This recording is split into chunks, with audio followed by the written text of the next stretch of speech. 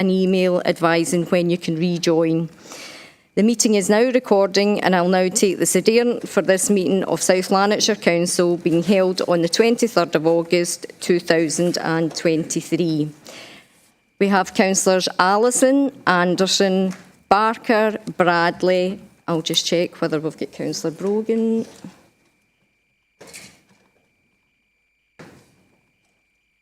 Yeah, we have Councillor Brogan, we have Councillor Brown, we have Councillor Archie Buchanan, Councillor Matthew Buchanan, Councillor Kalikis, Councillor Carmichael, Councillor Chalmers, Councillor Clark, Councillor Convery, we have the Provost, we have apologies from Councillor Corbett, we have Councillor Cowan, Councillor Cowie, Councillor Devlin, Councillor Dewar, Councillor Donnelly, we have apologies from Councillor Fagan, we have Councillor Faulkner, Councillor Ferguson. I'll just check whether we've got Councillor Ferguson Miller. Yeah, so she's here, yeah. We have Councillor Frame, Councillor Fulton, Councillor Gowland, Councillor Gray, Councillor Hamilton, Councillor Handybode. I'll just check if we've got Councillor Horn.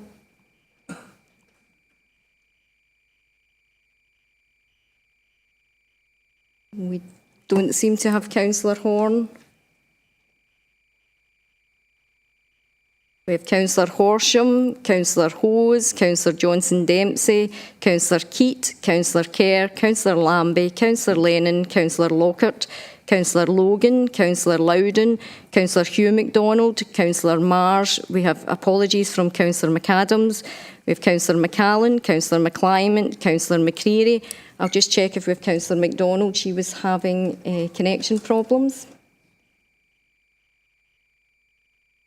We don't have Councillor MacDonald as yet. We have Councillor McDougall, Councillor McGeever, Councillor McLaughlin, Councillor Nelson, Councillor Nugent, Councillor Ray, Councillor Razak, Councillor Robb, Councillor Ross, Councillor Scott, Councillor Shearer, Councillor Thompson, Councillor Toner, Councillor Walker, Councillor Watson and Councillor Williams. And I'll hand back to you, Provost. Thank you.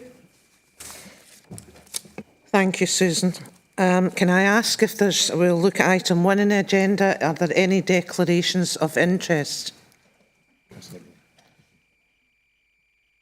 Councillor Robb.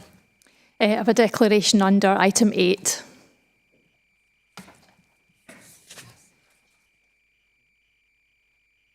Could you tell me what the nature of your declaration? Oh yeah, sorry, first time doing this. Yeah, my husband works for SEPA, so I think it's a bit too close to vote on this one. So you're going to absent yourself from that? Yep. Okay, thank you. Anyone else? Councillor Logan.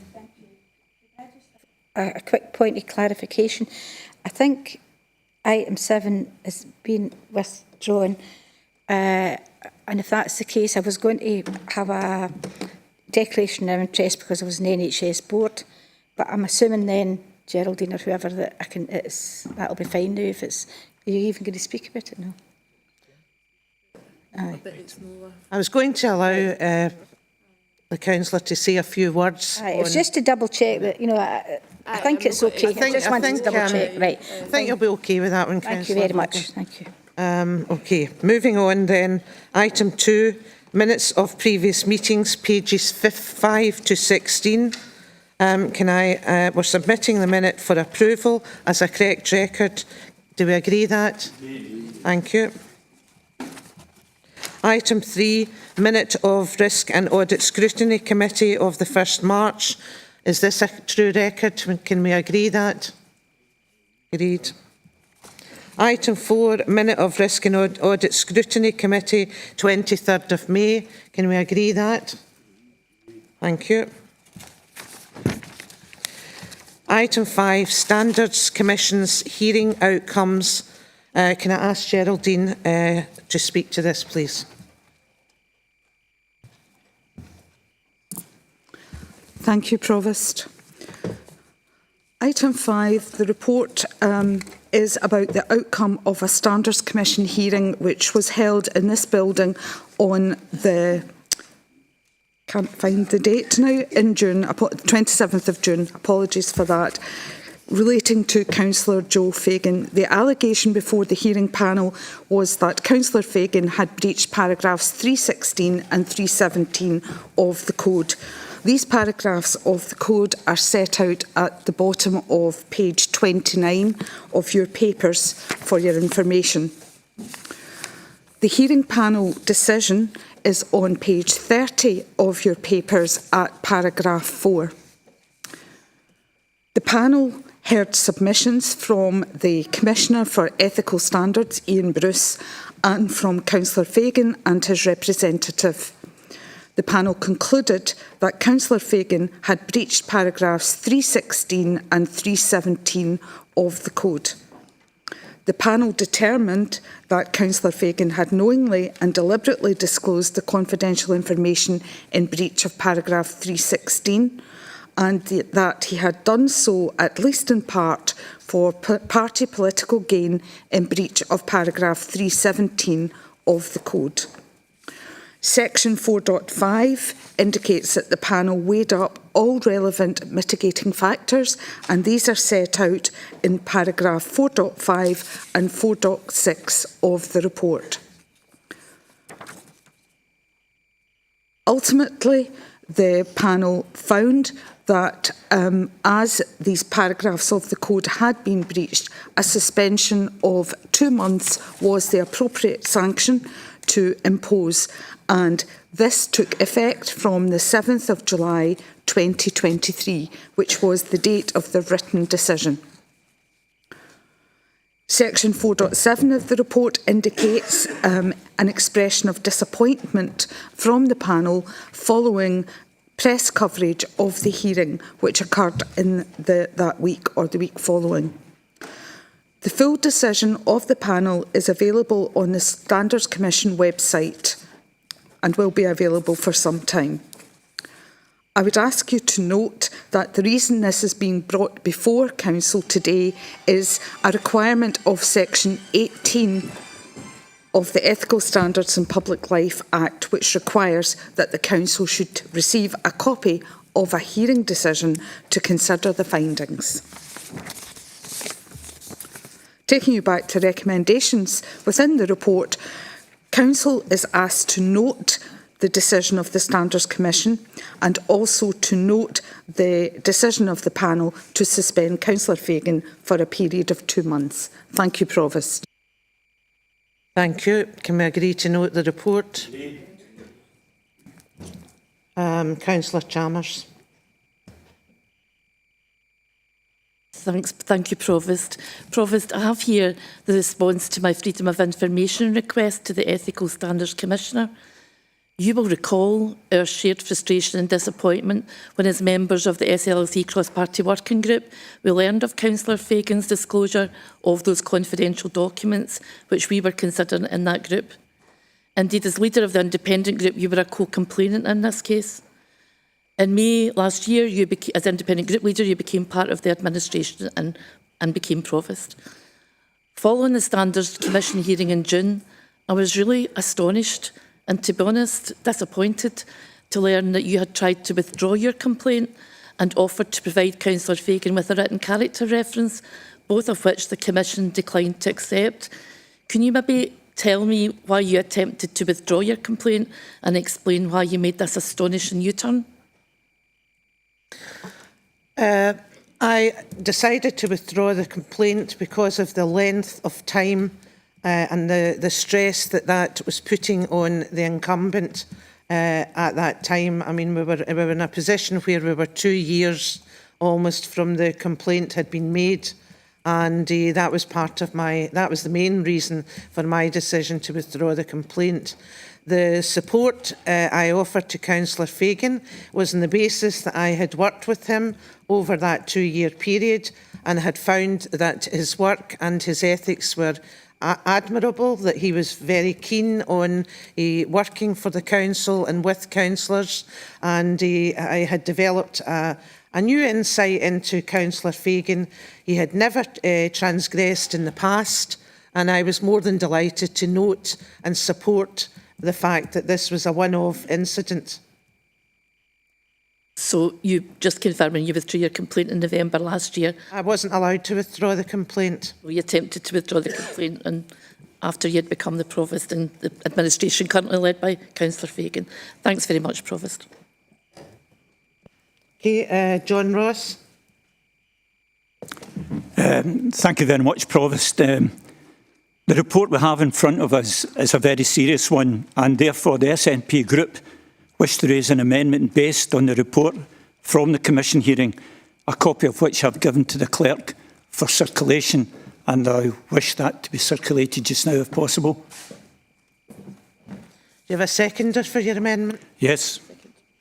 Councillor Chalmers.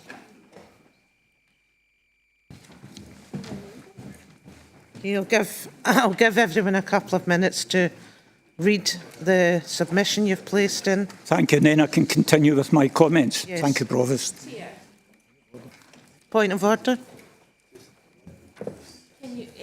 Sorry, hold on. Can you amend the item for noting? Yes. Yeah, Yes. thank you.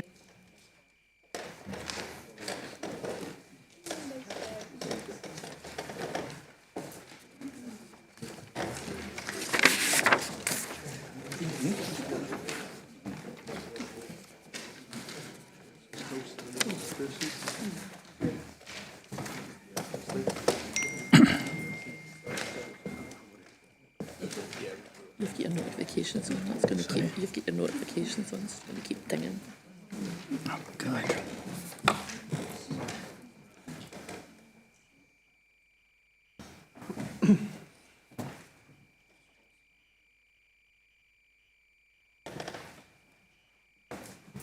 I've got the sound down as well.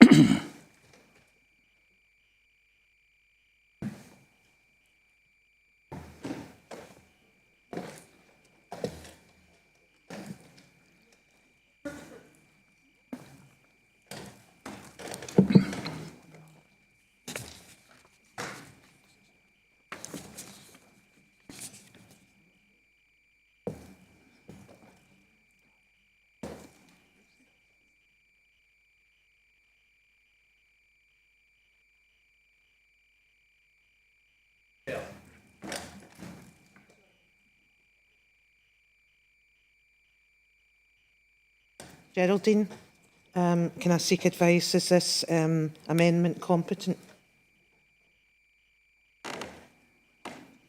Sorry, Geraldine. Can you press it again, please? The amendment is competent. However, for factual accuracy, I would say that in point C, the line that said, noting that Councillor Fagan had been afforded ample opportunity to propose changes to the management. It's the management of the information as a member of the cross-party working group. That more accurately reflects the Standard Commission decision. You willing to accept that, Councillor? Yes, I'm willing to accept that.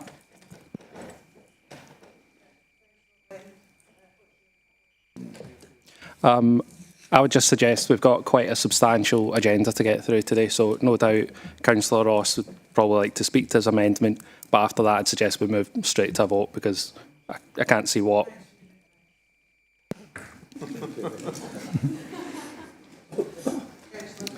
Thank you very much, Provost. As one of the originators of the complaint against Councillor Fagan to the Ethical Standards Commission, I feel vindicated but sad that the individual who is the leader of this council is someone who has been sanctioned by the Commission on a number of the more serious contraventions of the Councillor Code of Conduct, areas of the Code that demand the very highest principles needed by any councillor, but I would argue even more so when we are one of the largest councils in Scotland. All councillors must agree to work within the 7 principles of public life, known as the Nolan Principles. And I believe the residents of South Lanarkshire would expect us all to do our very best to uphold these principles. They include selflessness, that we should act solely in terms of the public interest; integrity, that we should not act or take decisions to gain material benefit for ourselves; objectivity, that we must act and take decisions fairly without discrimination or bias; accountability, that we are accountable for our actions; openness, that decisions we take should be taken in an open and transparent manner unless there are clear and lawful reasons for so doing; and lastly, honesty, that we should be truthful. The evidence set out at the Commission hearing would indicate that Councillor Fagan has scant regard for these principles, and the panel's findings underline this. The Commission's decision was sobering. I think I'm correct to say that this was the first time a council leader in Scotland has been suspended for breaches of the code. I was therefore absolutely astonished to read Councillor Fagan's press statement after stating in mitigation to the panel that he had taken further training and gained further insight into the intentions and interpretation of the code. His lack of sincerity and humility was clear for all to see. His brash and dismissive approach resulted in the hearing panel adding to its statement, expressing their disappointment to note the quotes attributed to Councillor Fagan, and I quote, which appeared to indicate that he did not understand that there are legitimate reasons as to why certain information is deemed confidential for a period and why it should not be disclosed during that time. And they further warned that any future breaches of confidentiality provisions by Councillor Fagan would be treated with the utmost seriousness. So colleagues, is Councillor Fagan the right person to lead South Lanarkshire Council? Do members of the Labour group stand united behind him? And what about the administration's coalition partners? Do you still have confidence in his leadership? The SNP group do not have confidence in Councillor Fagan. Many of South Lanarkshire's residents do not have confidence in him. He has, by his actions, brought this council into disrepute, and his failure to understand the basic principles needed for the position of council leader makes his return after sanctions as leader untenable. And for those reasons, I would urge the support of everyone here for our amendment. Thank you, Provost. Thanks, Councillor Convery.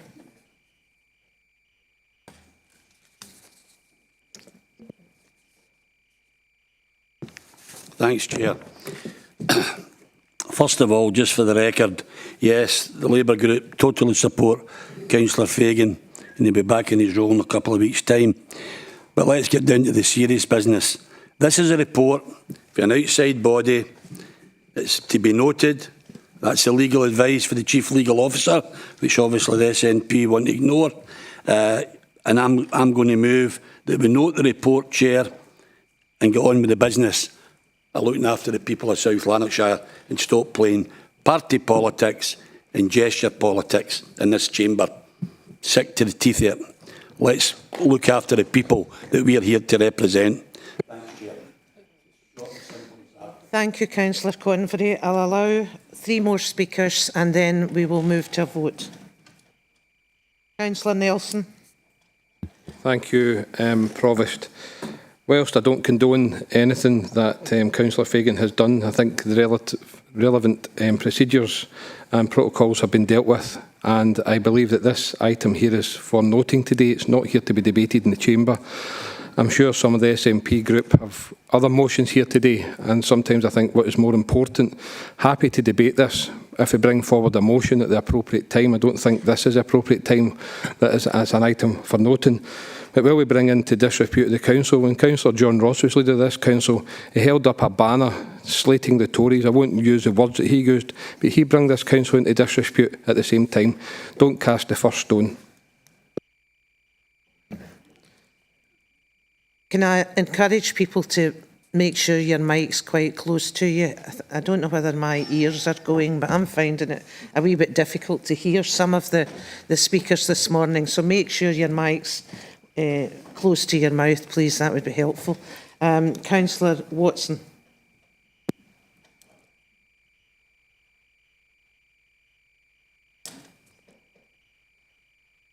Thanks, Chair.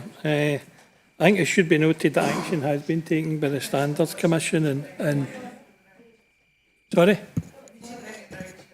Yeah, I think it should be noted that action has been taken and the council leaders accepted that, and we maybe should move on. But I find the breathtaking hypocrisy in the brass neck Councillor Ross and Councillor Chalmers coming here to complain about actions that are leaders when they pushed me to break my code of conduct by trying to bully me into not putting the interests of an outside body first. So I'm not sure with what regard they have for the code, and I think they're just playing politics here. Councillor Ross and Chalmers' actions resulted in the public purse paying over £1 million, and we've had no apology. They've failed to take responsibility for their actions and have a right brass neck coming here and complaining about another councillor breaking the code of conduct. Thanks, Chair. Point of order, Councillor Ross. The comments that Councillor Watson are bringing up are absolutely nothing to do with this meeting today. And in fact, I'm sure the legal officer would have something to say on the remarks he's making about something which is it's not true in the first instance, but secondly, has absolutely nothing to do with this body here, but a private arm's length body, namely SLLC. Thanks very much.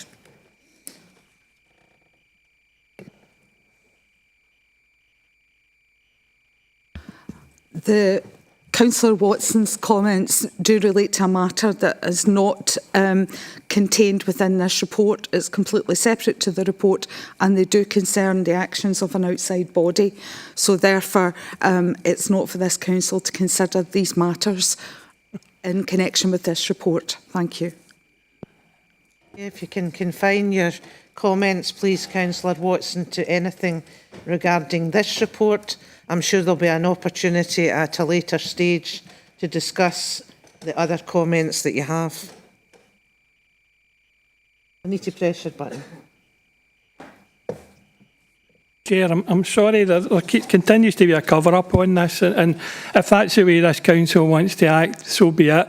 But Councillor Ross said that what I said was a lie. I stand by what I said, and it's not a lie, and I've got the documents to prove it. Councillor Watson, I need to ask you to stop because it's not competent to bring that up at the moment. Two more speakers, and that's it. We're moving to a vote. Councillor Robert Brown. Thank you very much, Provost. I'd like to make a short contribution on this matter as leader of the Liberal Democrat group, if I may.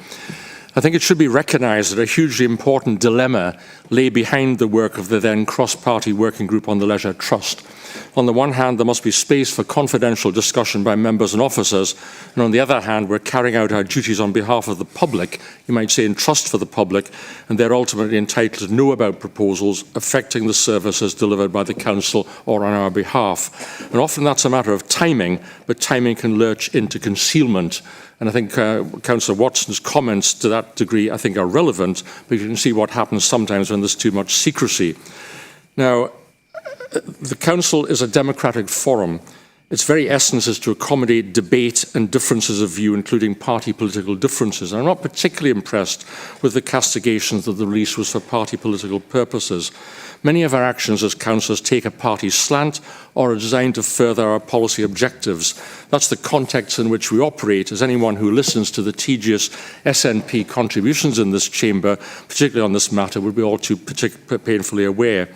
The Standards Commission reasoning and its decision is there. The appropriate course of action is to note the decision, reflect on how we approach such issues in the future, and to move on. The SNP opposition are inevitably trying to make more of it than that.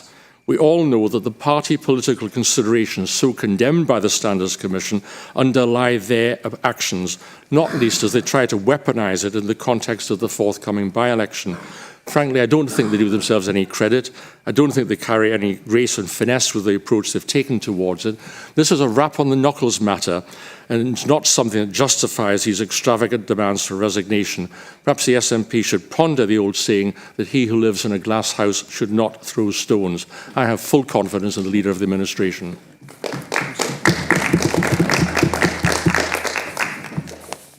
Councillor Robb. Thank you. Since being elected a year ago, I've been observing the behaviour of many councillors, and I want to make some reflections that I hope we can all learn from and perhaps raise the level of debate. I note and sympathise with many of the points raised. The public rightly expect high standards of behaviour from the people they elect, and all councillors sign up to the Code of Conduct, which sets out these high standards. Officers also deserve the ability to discuss possible budget options with councillors. Councillors who know their communities well can then reflect the likely impact of these possible options to officers and share possible solutions in a safe space. It's in this safe space where people can share options and concerns without fear of reprisals, where grown-up politics can happen, if people give it a chance. Where issues can be discussed, where minds could have the chance to meet and work together to find solutions.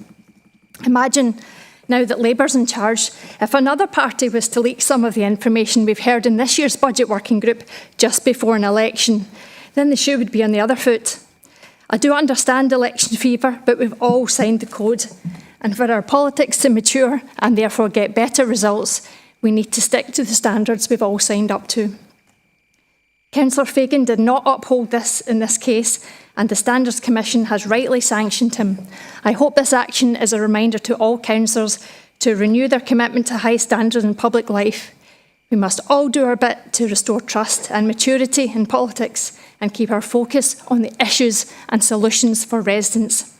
I've purposely used strong words today. This is my last warning, and I'll take more serious action if it ever happens again.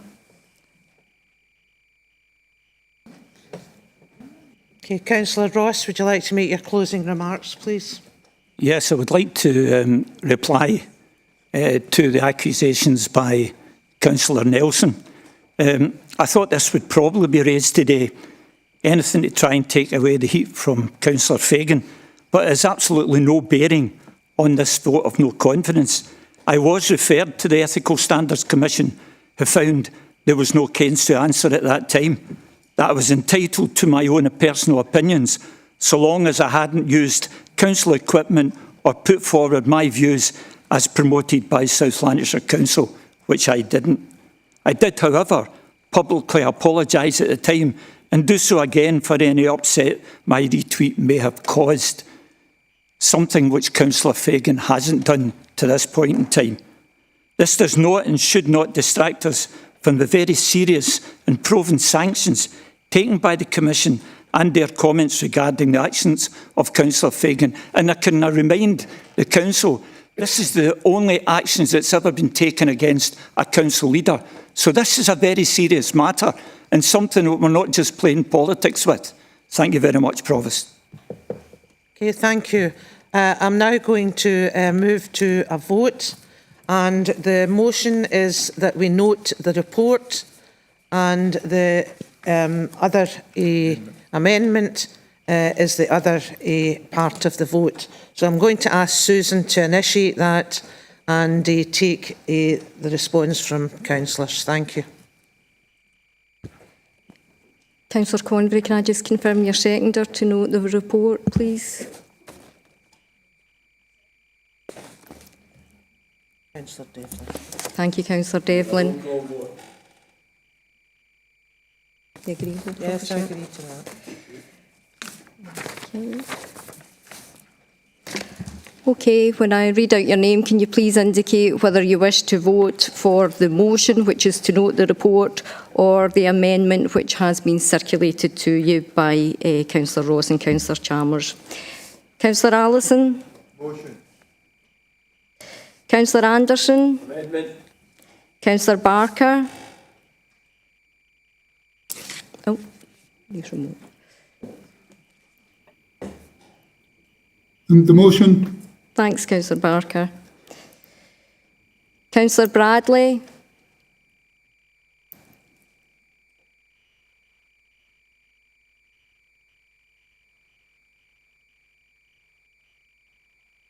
Councillor Bradley, I know you're participating remotely.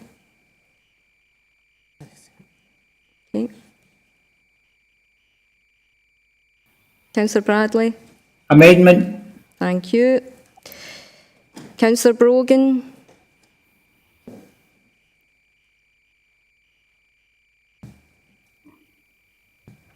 Hi, Councillor Brogan. Motion. Thank you.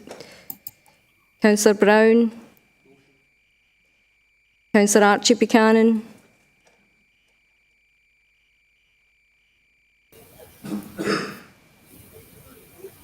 Right, Councillor Buchanan. Amendment. Thank you.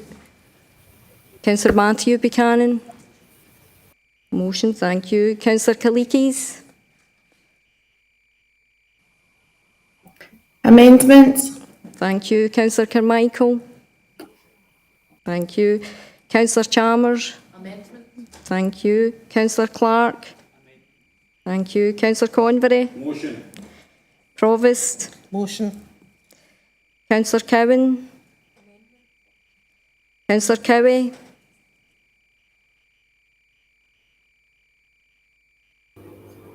Motion. Thank you.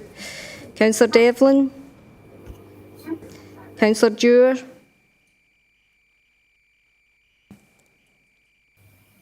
Amendment. Thank you. Councillor Donnelly. Councillor Faulkner. Motion. Councillor Ferguson. Thank you. Councillor Ferguson Miller. Thank you. Councillor Frame. Thank you. Councillor Fulton.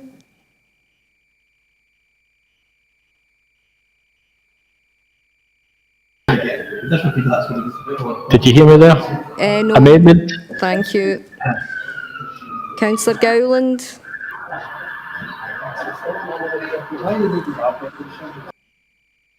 Councillor Gray.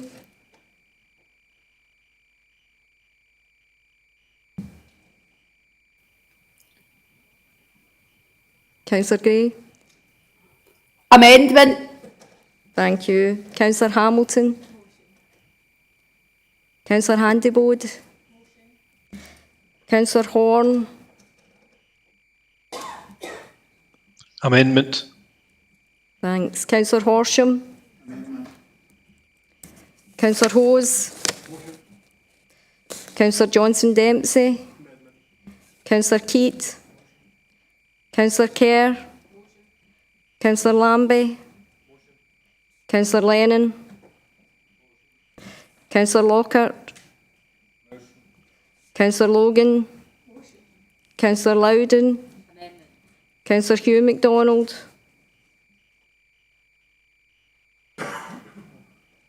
Amendment. Thank you. Councillor Marsh.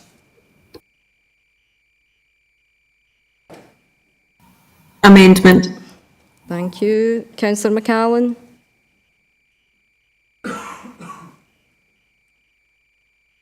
Amendment. Thank you. Councillor McClymont.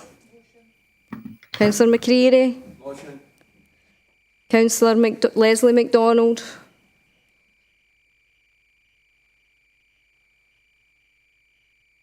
Councillor MacDonald.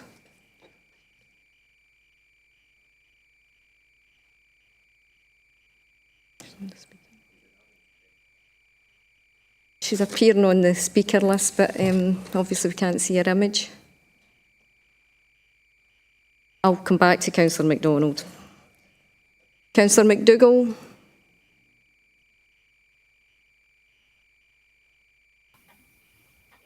Amendment. Thank you. Councillor McGeever. Councillor McLaughlin.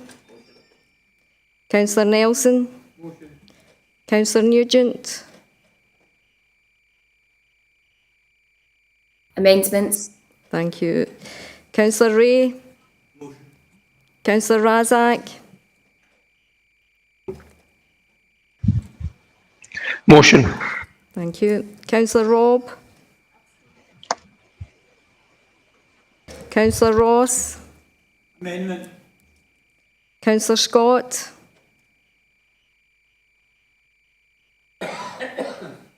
Motion. Thank you. Councillor Shearer?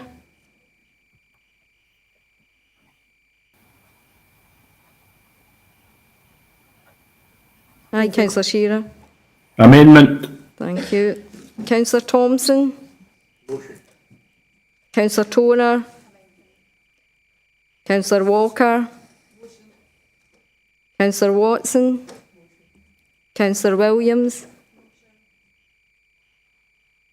Councillor MacDonald's still appearing in the list. Councillor MacDonald, I'm just going to close it if you can press again.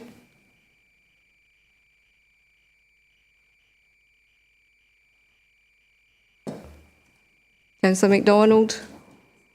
Councillor MacDonald, could you text the clerk's number? I can see that your name is appearing, we just can't obviously hear you.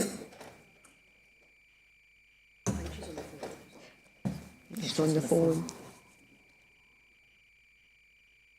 Right, confirmed the motion. Okay.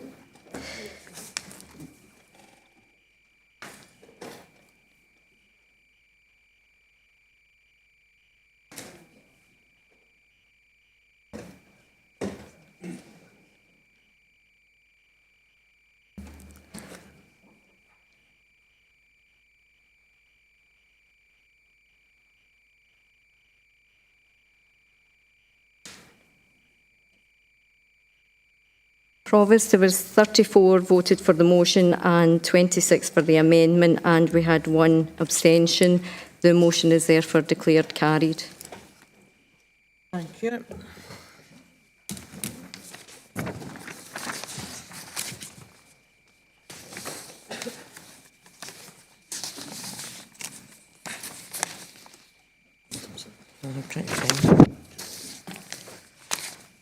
We're now moving on, colleagues, to item 6 on the agenda, the outcome of local government by-election, electoral ward 9, East Kilbride West, and amendments to committee and outside body membership, pages 33 to 54, and I invite Geraldine McCann to speak to this.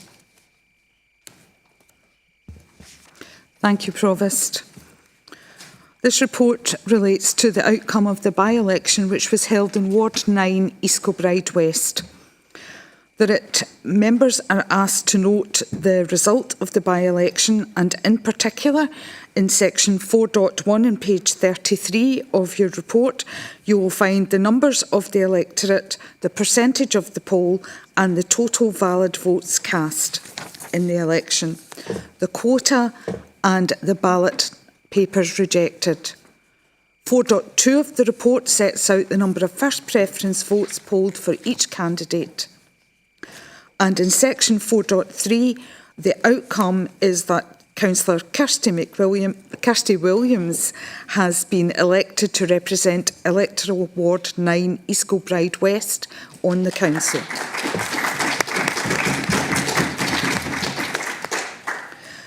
Due to the election, there will be some changes to the political composition of the council, and therefore memberships of committee, various resource committees, planning and recruitment committees required to be amended as a result. A copy of the current and revised breakdown of committee memberships is detailed at Appendix 1, with the various changes highlighted in red. Appendix 1 is on page 37 of the report. In order to allow the continuity of council business following the summer recess, as the council was not due to be held until towards the end of August, consultation was undertaken with the business managers of the affected groups, and the changes set out in paragraph 5.2 of the report were made to the committee and outside body memberships to allow the resource committees to be held. I don't intend to go through them in detail because there's quite a lot of them. A copy of the revised committee memberships is attached at Appendix 2 to the report, and that's on pages 39 to 44. And a copy of the revised outside body memberships is attached at Appendix 3 to the report, and that's on pages 45 to 54 of the report. I would beg members, I apologise for a few administrative errors which have occurred in the appendix to the report. And in particular, it should be noted that the Labour substitute member of the Integration Joint Board on page 48 is Councillor Falconer and not Councillor Handyboat as written. And with regards to the Safer South Lanarkshire Board, which is on page 50 of the appendix, the SNP substitute member should be Councillor Cowan rather than Councillor Gray. And since these papers have been issued, the Scottish National Party business manager has asked for a further change to the Integration Joint Board members and has asked that Councillor Frame replace Councillor Bradley as a full-time member of the IJB and that Councillor Ross fills the resultant sub-vacancy. Thank you, Provost.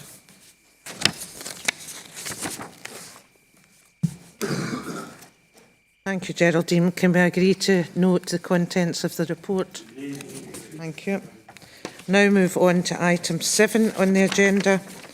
Notice of motion, baby loss units, page 55.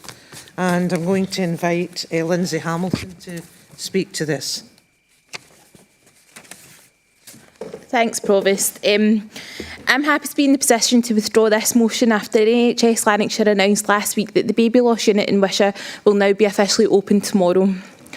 I would ask, however, for your indulgence, Provost, to say a few words, as you'll understand this is very close to my heart, if I can. I'd like to start by congratulating and thanking Louise Caldwell from East Kilbride, who started and had driven this campaign from the beginning. Her hard work will change the lives of women throughout Lanarkshire who ended up in the unthinkable position of losing their baby. I know what these rooms do for people. In January this year, if these rooms had been available, it would have made the world of difference in the hardest time of mine and my family's lives. No one can imagine what you go through when you lose a baby, but with the rooms like these, it would have gave us the space to start to comprehend what would have happened without hearing the bustle of the labour ward going on around you, and or with having you pass through the labour ward and seeing families with their new babies when you have just lost yours. I will say this next part as a mum who has lost her baby and not as a political point or a politician. These rooms need to be available in all maternity hospitals throughout Scotland. The government in their manifesto committed to their rollout by 2024, and to this date Wishaw is the only one that has had theirs open. And had Louise not been fighting this, or let it lie, they wouldn't have been opened. However, if anyone in this room has influence over this by pushing government to do this further, then please push forward for the greater good of the women throughout Scotland. Thank you.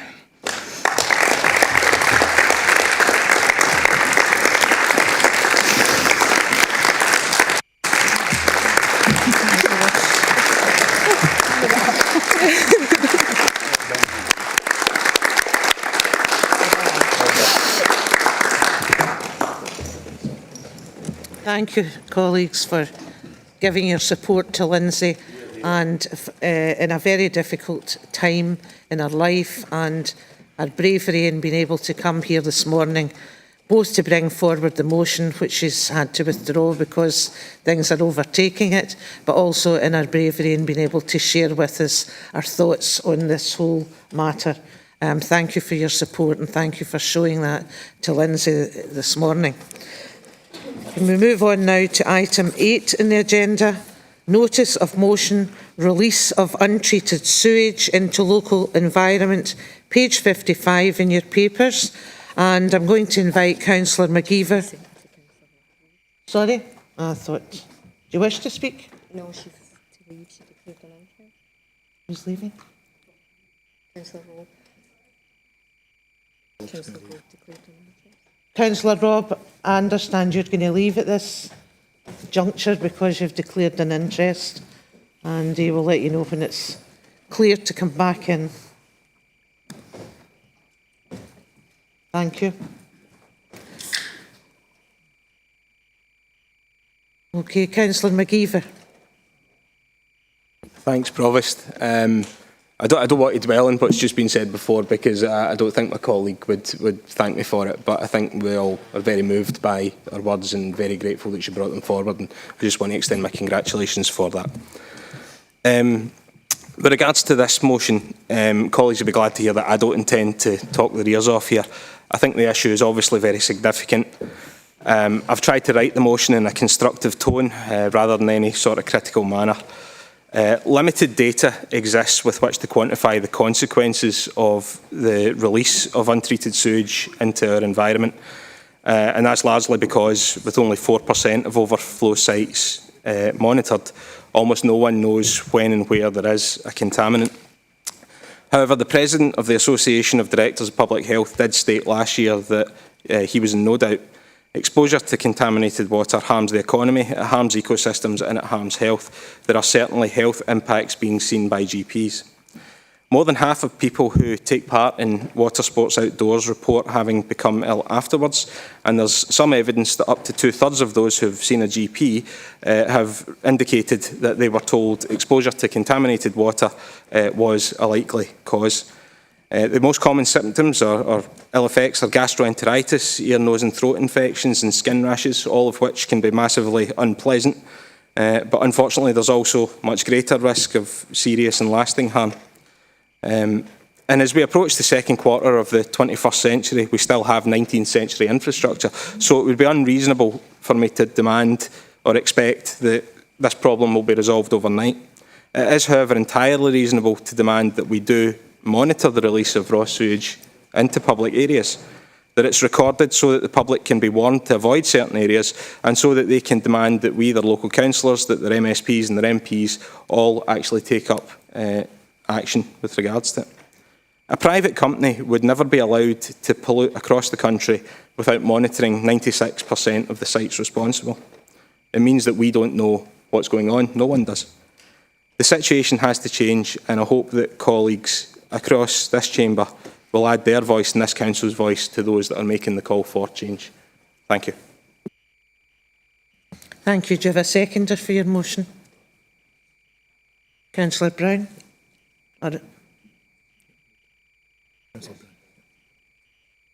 Thanks very much, Prof. I'd like to second the motion. I'm not going to say much more than that. Councillor McGeever has set out the facts. We've got a long agenda today, but that doesn't decry the fact, as Councillor McGeever rightly said, that this is a very serious issue and we need to be able to see some progress on it. There's some suggestion this is something that only happens in England. It isn't. It happens in Scotland. And we have to be able to understand the situation and deal with it appropriately, move forward on the monitoring in particular. Thank you very much indeed. Thank you. Councillor Ross-Clarke. Thank you, Provost. I'd like to submit an amendment on behalf of the SNP group, which the clerk should have received, if that could be handed out, please.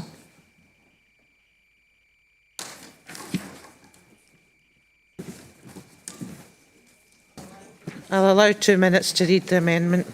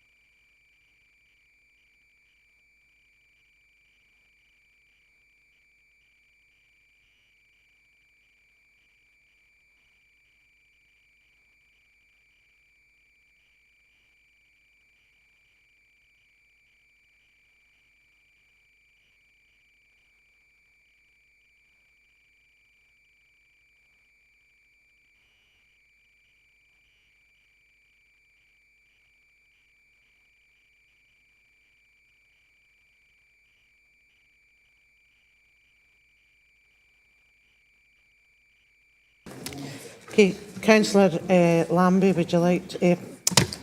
sorry. Clark, would you like to say a few words regarding your amendment? Thank you, Provost. Can I just clarify that you have a seconder for the amendment? Thank you. Thank you, Provost. Can I just start by giving my group's thanks to Councillor Hamilton for our contribution and our motion. We're happy to support her.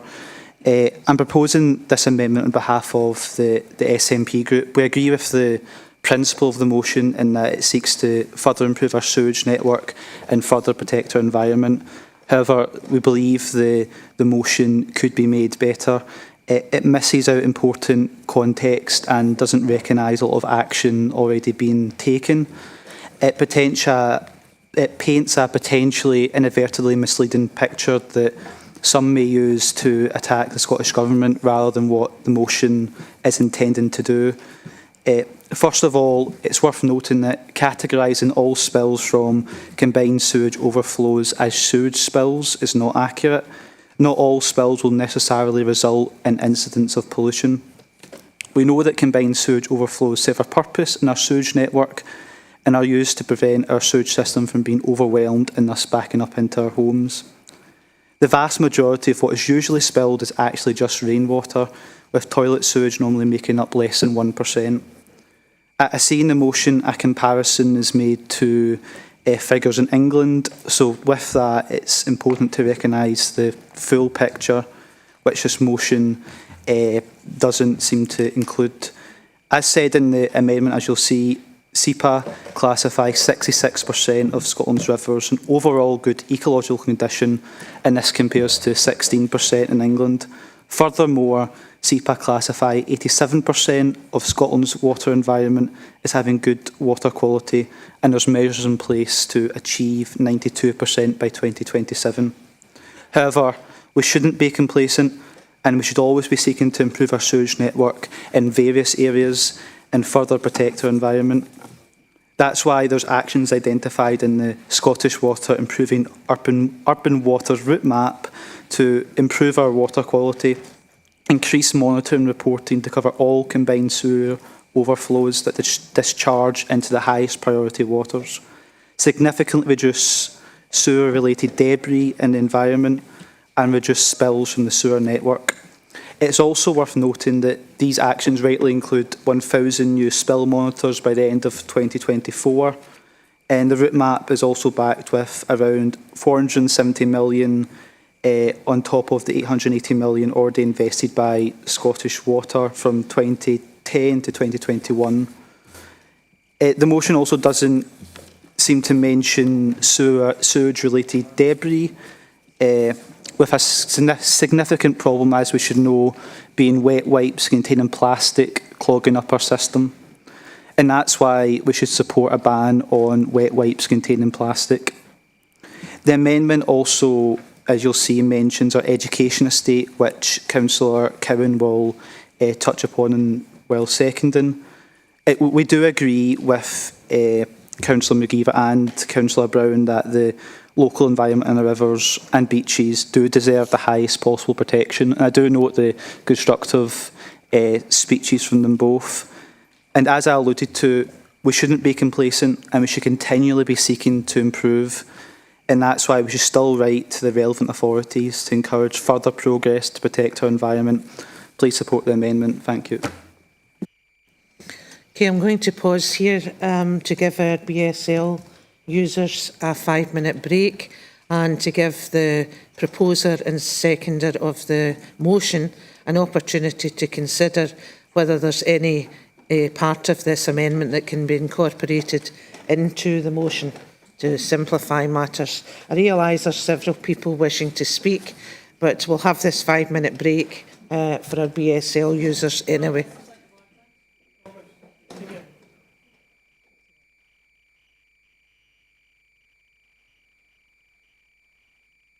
Thank you very much, Provost. Just to say, it's perhaps a message which you could share with the Council when we come back from the break. There was a significant amount of crosstalk during Councillor Clark's speech there, which actually made it rather difficult to hear over here. I wonder if you could have a word with other members of the Chamber before we're back. Thank you.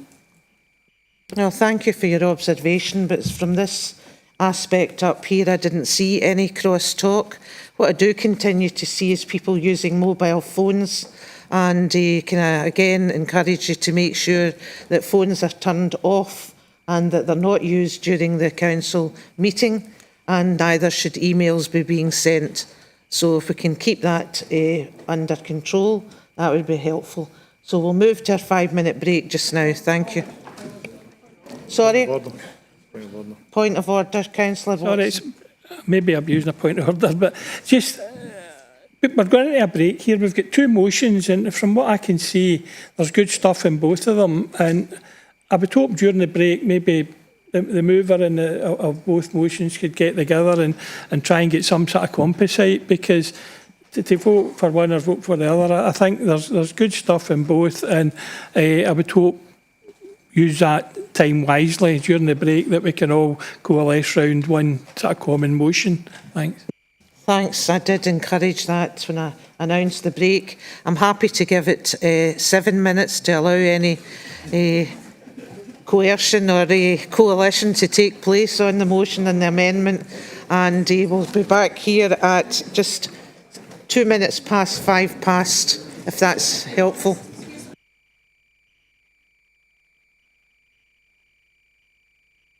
No, you will be able to get a chance to say a few words as seconder, but I must. Yeah, but it's your party that consistently remind me, and you're a person that's moving the amendment, that we must give the BSL users their break, and I'm really adhering to that. Well, I'm sorry, but I'm sticking to the rules as we've been pressed to do this morning. Councillor Donnelly.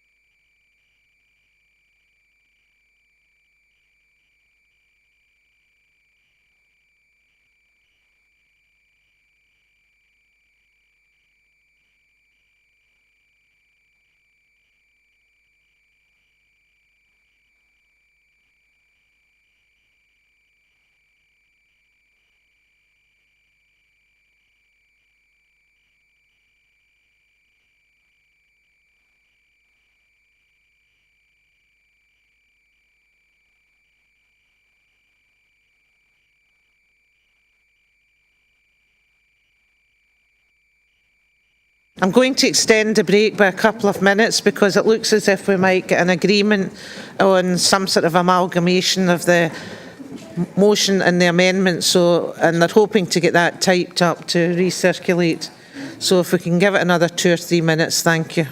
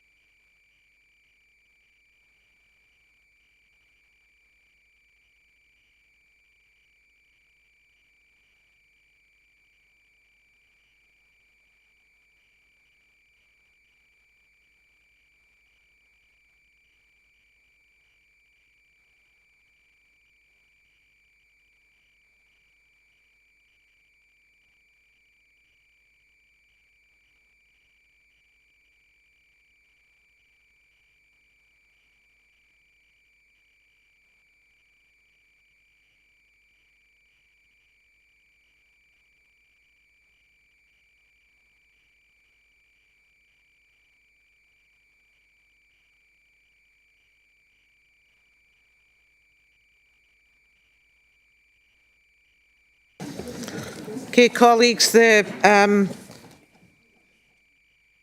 conjoined amendment, if that's the right word, and the motion are now are coming round in front of you. Now I'm going to come back to Councillor Cowan because I did promise that I would allow Councillor Cowan to speak straight after the break. Thanks, Provost. Thank you to Councillor McGeever and Councillor Brown for their cooperation during the break. I think we've got something that we can all agree on now, which will be presented to you shortly. I just wanted to say that in part of that discussion, I've agreed to withdraw the comments around the school estate. But I do just want to mention that South Lanarkshire, this was brought to light through a freedom of information that the Liberal Democrats actually put in, and I think they put them in all over the UK. But it did come to light that 26 of our primary schools in the last 5 years have had sewage leaks, and unfortunately that's the highest number in Scotland. And so I was concerned about that and wanted to include it in the motion, but I've agreed to take it out on the understanding that we will ask for a report at the next Housing and Technical Resources Committee, that will ask that a report be carried out and presented back so that we can assess the situation and see if there's any works required. So it's not exactly what I was originally going to say, because obviously things have changed, but as I say, we're happy to withdraw the reference to the school estate on the understanding that it will be looked at in the future. Thank you. Okay. Given the issue that was raised earlier, can we try not to cross-discuss while there's a speaker? Thank you. I'm going to, there's three people wishing to speak, so I'm going to allow, probably 4 people wishing to speak, so I'll allow that, and then we'll see if we can agree this amended paper. Councillor Razak. Thank you, Chair. I'm supporting this motion because we have had for a number of years concerns with the River Clyde and the River Calder, and the fishing groups that have done an amazing amount of work in both with the rivers. And the biggest concern they have is the fact that the raw sewage is getting put into the Clyde with overflow and the debris as well. And the other thing is that the community groups are also putting in a lot of effort beautifying the area and everything else. And seeing the debris in the rivers is just not a good sight. And you've got to remember that these people that are fishing are pulling the fish out of the water, and you know what state will the fish be in with the contaminants and everything else. Thank you. Thanks, Chair. It's just a quick one, really. I'd be in favour of the motion. If you guys could ask for a liaison contact with SEPA, that'd be really useful, because I find it impossible to get hold of anybody when I report incidents. That's all. I'm not going to make a motion or amendment. And I just wanted to say, you know, the piece of business we're talking about here is we're effectively talking not about policy or actions the council can take, but an email that we're going to ask the chief exec to send to SEPA. And I just, you know, this assembly here today is probably 5-6 grand an hour of taxpayers' money. I just think there's faster ways of doing things about composing emails. Thanks.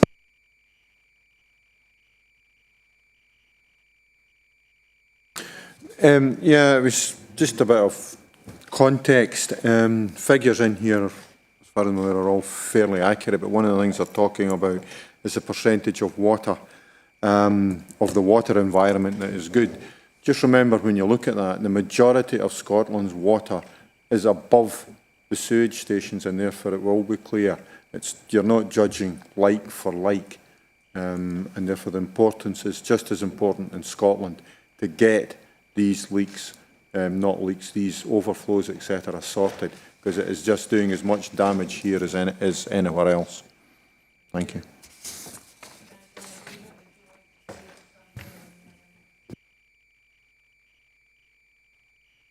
Yeah, thank you, Provost, and I thank Councillor McGeever and Councillor Brown for their constructive approach to this, and we've managed to agree a composite motion.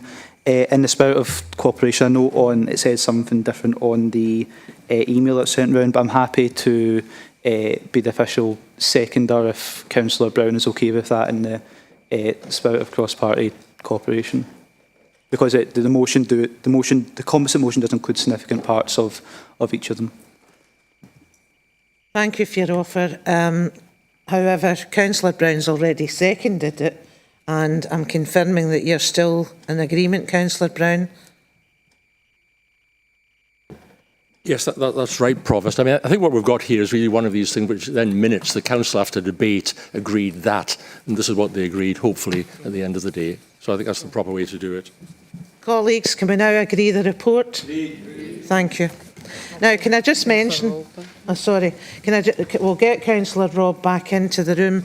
I think this is a good point to mention that if you're bringing a motion to Council and someone's bringing an amendment, if there's knowledge of that, it could be useful to have that discussion prior to entering the chamber, because we've spent a considerable amount of time this morning reaching a joint agreement here, and it would be preferential if you could do that before you actually come into the chamber, and it would move the business along much more quickly. So thanks if you consider that for future, colleagues. Okay, we're moving on now to item 9 on the agenda. Notice of motion, future of local care services, and Councillor Brown is going to speak to the motion. Can I ask if you have a seconder, Councillor Brown? Councillor Ray. Councillor Ray, thank you. Okay, Councillor Brown. Thank you very much, Provost. Could I say there's going to be a slight textual amendment by Councillor Walker on item 2 here, which will be acceptable, and that Councillor Walker will move that shortly. It's long been my view that the Scottish Government have lost the plot on the subject of care services and the proposed National Care Service. I think this is the third or fourth motion on the issue that the Liberal Democrats have proposed in this Council, all critical of the proposals and all pretty much to the credit of all parties in the Chamber with all party support. And I would like to pay particular tribute to John Ross and his colleagues in the previous administration for being prepared to stand up and be counted on the matter, which is never easy when it's a government of your own party. Let me remind the Chamber of our criticism of the proposals. In the first place, they were based on a report, the Feely report, which managed to reach its recommendations without consulting either the councils who are in charge of community care or the senior officials who actually administer the system. Second, they proposed yet another centralisation of local services, apparently on the principle that civil servants in Edinburgh or on the proposed new care boards were better placed to run care services than local people. And as a byblow, they would have neutered local government by removing 1/3 of our functions, our staff and our funding, with scant consideration of the implications of that. Thirdly, and perhaps most egregious of all, the whole enterprise, as identified by the Scottish Parliament Committee examining the bill, had not been costed properly, and insofar as it had, was estimated to cost in excess of £1 billion and rising, not for frontline care services, but to pay for the bureaucracy of the new system.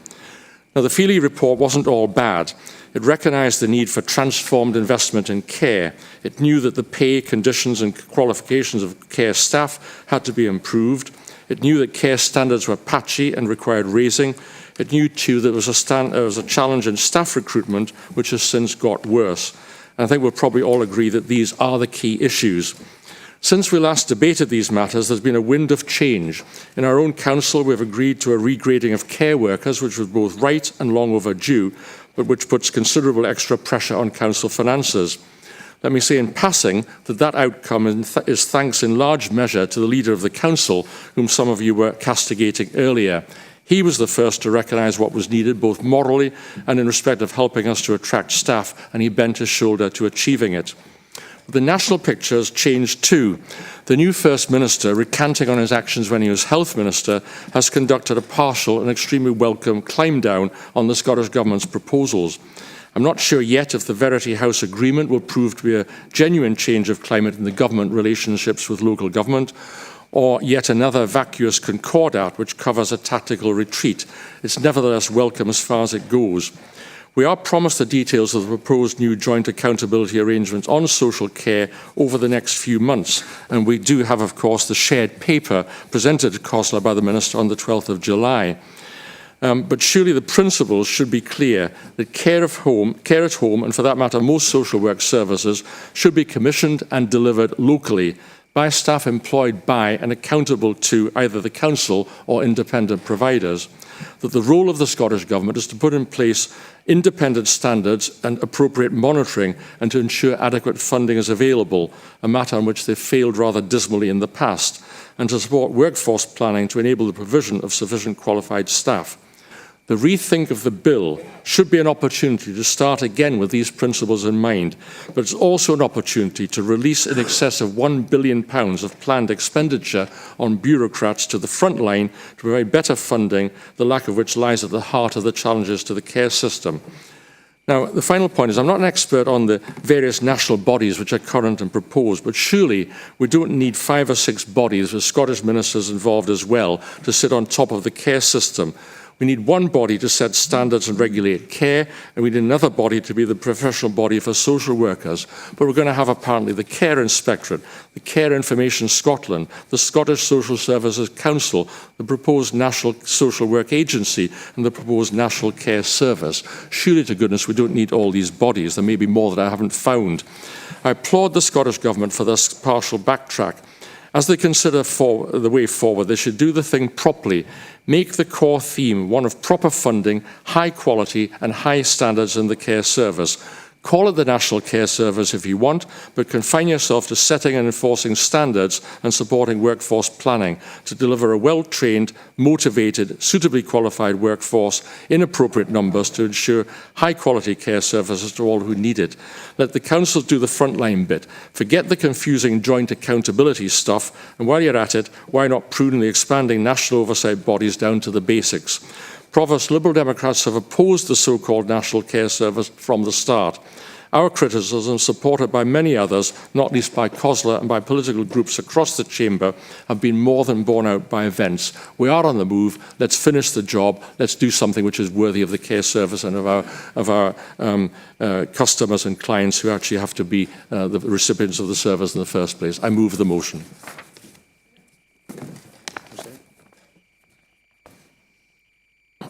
Councillor Chalmers. Thank you, Provost. Provost, we have an amendment to move on this item, on this motion. I could maybe ask for that to be distributed. And while it's been distributed, I'll just kind of set out why we've moved an amendment. Found this motion a bit bad-tempered and a wee bit kind of ill-informed. I know that we've had a summer recess, but thought that Councillor Brown and his colleague would have been able to update themselves on national developments. And this is too important a policy area to not keep up to date with what's going on. This amendment that we're sharing today ensures accuracy of content and respects the cross-party agreed position nationally. The National Care Service has been a challenging policy area for local government, and this council has indeed in the past unanimously expressed its concern on the matter. It was very welcome, therefore, that in taking up his new position, the First Minister signalled a change of approach to working with local government, and following substantial and intensive discussions between COSLA and Scottish Government, progress has been made. On the 26th of June, COSLA President and the First Minister signed the Verity House Agreement. I don't think inverted commas are needed. This is a real document signed by all political group leaders, including Liberal Democrats. At the leaders' meeting which followed, a unanimous decision was taken to agree the proposed national framework for National Care Service. It has been recognised that work will be needed to rebuild relationships and trusts, but we have an agreed way forward. Now, I appreciate that Councillor Brown might not have been able to catch up with his suspended coalition partner, but in fact it was the interim leader, Councillor Connery, who attended the leaders' meeting in June, and his own political group leader in COSLA was there too. So there's no excuse really for this politically motivated, ill-informed motion today. We surely can take a mature, responsible approach and find cross-party consensus locally in step with our colleagues working on our behalf at national level. Please support the amendment. Thank you, Provost. Do you have a seconder for the amendment? Councillor Frame.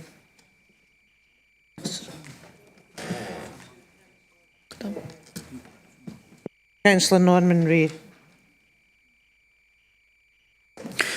Thank you, Provost. I would like to second the motion. It It is vital that local decision-making over care services is maintained. While it is welcome that the Scottish Government has now agreed to cooperate more closely with local government on the future of care provision, the threat of centralisation through the National Care Service remains. The tangle of proposed bureaucracy casts an ominous shadow over the future of local decision-making, and the cost of this bureaucracy would commit precious funds that local government could make much better use of. The apparent willingness to rethink on the part of the Scottish Government should present an opportunity to abandon the previous misguided proposals completely. Instead, they must adopt the principle of subsidiarity, that decisions are taken at the lowest appropriate level, and embrace a care service which is locally responsive, run by local councils and nationally regulated to ensure that safety and standards are maintained for all. This motion sets out the steps that the Scottish Government must now take to achieve this vision. Reallocate National Care Service funding to frontline care services, abandon the proposed bureaucratic national structure, abandon the removal of powers from local councils, and consult properly with stakeholders, particularly local government. By following this path, the Government can begin the journey towards a better funded, locally run and well-regulated care system which provides the best and most appropriate care for people in the communities of South Lanarkshire and beyond. I urge you to support this motion. Thank you, Councillor Ray. Councillor Margaret Walker. Thank you, Chair. Just for clarity, the actual rewording which Councillor Brown and Councillor Ray have accepted as amendment has been circulated as well, just in case there's any confusion that it's all part of the same amendment. The reason for the rewording is just to reflect the developments that have taken place through the shared discussion paper which was agreed by COSLA when it was presented by the Minister. So it's just to acknowledge that, but also to clarify that we have always supported as a group that we should have better national oversight and of standards, performance and outcomes, and that we acknowledge that, and it's just to keep that clear in terms of our approach to it. We would also, I support everything, I'm not going to repeat what Councillor Brown, Councillor Ray have said, we support that, but we do think that even the new structural flow chart which emphasises the shared accountability, we still believe that's a wee bit cumbersome in terms of accountability and oversight. And also the discussion paper also acknowledges the costs could be prohibitive of that, of the national setting up the National Care Board, the Social Work Agency, and that we should be looking to refine that even further, bearing in mind, as has already been pointed out, the 644 million to 1 billion that it would have cost to actually implement the original proposals in the bill. We need to be very wary of that. As has been stated, it could be spent on frontline services, so we need to keep that to a minimum, but still achieve a body that can oversee standards and is effective in ensuring that these standards and outcomes are implemented. So with that, I would also welcome the fact that it is moving towards ensuring that there is local accountability and those services remain within the local authority. And yes, I agree as well, we need to actually look at the shared accountability and how that would operate. That could be complex and cumbersome and probably unnecessary, and also responsible for, ramping up the money that's already been spent on the negotiations to date in terms of this bill. And really, we should try to ensure that there's more effective ways of government than this, because there's been a lot of time wasted. A lot of people have given a lot of time and expertise in responding to a bill that was, a carbuncle of incompetence is really all I can say about it, that should never have seen the light of day. We spoke about competence and confidence early on. Notwithstanding, and I know many members in here and SNP said the same thing, and I fully acknowledge that, but we must acknowledge the fact that the incompetence at Scottish Government level has cost money that could have been much, much better spent. So with that, I will leave it at that and support the motion, including the rewording amendment. Thank you. Okay, can I ask the mover of the motion, do you accept the amendment from Councillor Walker? Walker? Yes, so that's now incorporated into the original motion. Okay, I'm now going to move to a vote, and you're going to second that, Councillor McClyman, and I'm going to move to a vote now of the motion versus the amendment. I think we'll do that on your panels as per normal. Okay, before you there is the motion by Councillors Brown and Ray, which is accepting the addition by Councillor Walker, seconded by Councillor McClymont, and the amendment is as circulated, and that's by Councillor Chalmers and seconded by Councillor Frame. If I can just ask the assistant to bring up the motion versus amendment, and I'll start the vote. Okay, I'm about to start the vote, so if you can press in your keypad, you'll see when it goes a solid colour, that means your vote has been taken. You can also see your name will have a dotted line round it once the votes are in.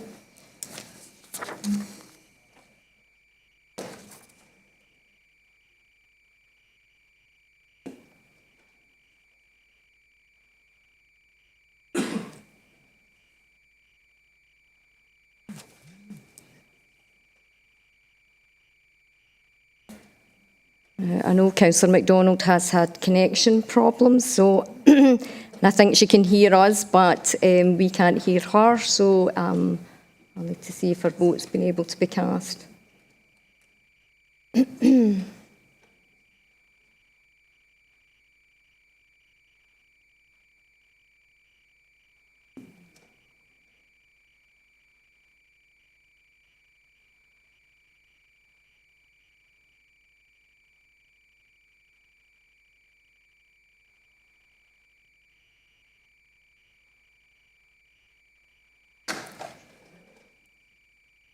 I think we're still waiting on a few members to vote.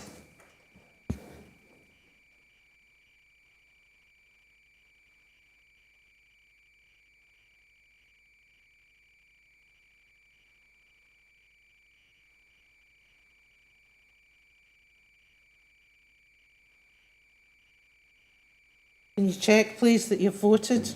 As I say, your option should go a solid colour, and also your name should have a dotted line round it once you've cast your vote.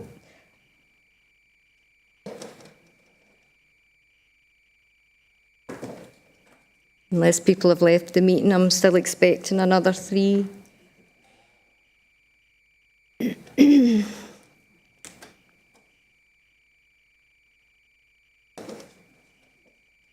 And Councillor MacDonald, if you're unable to press your button, if you can text the clerk or call the clerk's assistant. Thanks.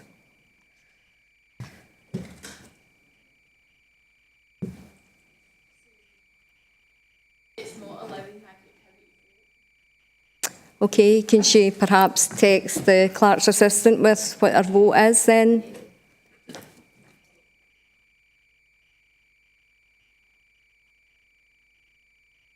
Okay. I can read out the number again if that's helpful. If I just find it.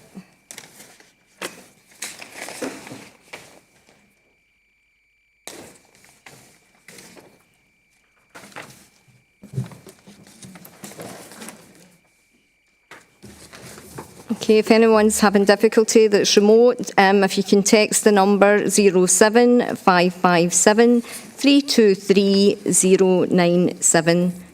Thank you. I'll just check someone has also messaged.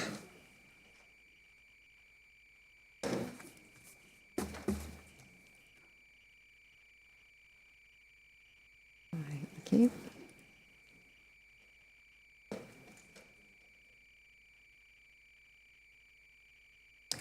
Okay, I'll stop I'll stop the vote and then we'll take account of anybody that's text or email.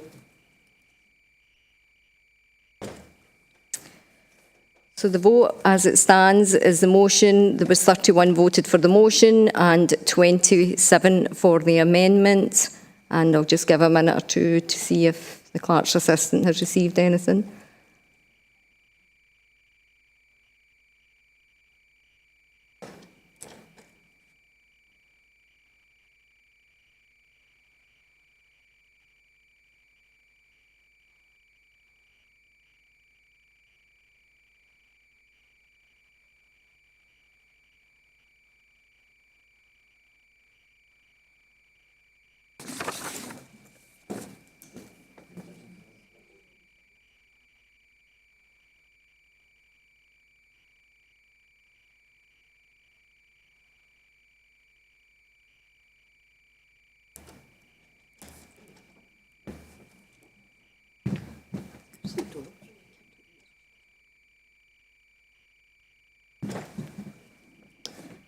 Hello, Councillor MacDonald. Just to say that the motion is by Councillor Brown and Ray, and there was an addition by Councillor Walker, which was accepted, and then there's been an amendment by Councillor Chalmers and Councillor Frame, and that's also been emailed to you as well. All right.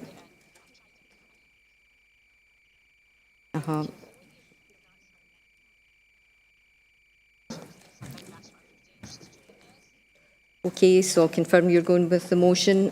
Okay. And we've received a message from Councillor Razak as well to say that he is also voting for the motion.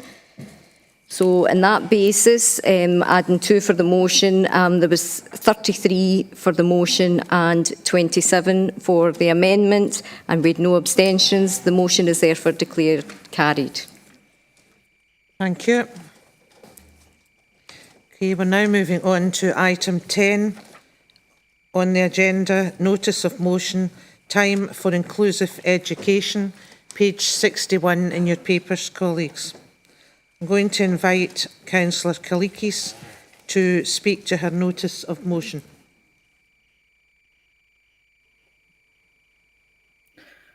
Thanks. Just to say Councillor Loudon is seconding. Thank you. Okay, thank you, Provost. I'm happy to bring this motion to Council as our schools go back after the summer holidays and our minds are firmly on our young people and our hopes that they will succeed in their education, be welcomed and safe with their peers and have fulfilling and enriching experiences in their educational environments.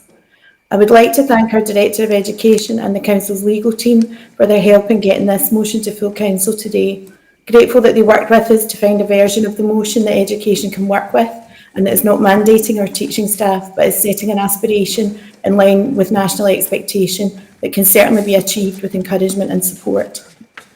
Our LGBT children and young people in 2023 are living in the most unusual and worrying of times. On one hand, we live in a country that in 2021 was the first country in the world to agree to embed lesbian, gay, bisexual and transgender inclusive education across the school curriculum. Our Scottish Government, our country, signalling that you deserve to be treated with respect, with dignity, to be celebrated and to be safe, just like everybody else, to be who you are, to live your life in truth and authenticity, to express yourself freely. On the other hand, our children are growing up in a time of culture wars and populist politics where bigoted and unsubstantiated so-called debate around LGBTQIA people's rights are legitimate in bills and policies by governments across the world, including the UK government, and where levels of hate, violence and bigotry are devastating and increasing by the day and hour.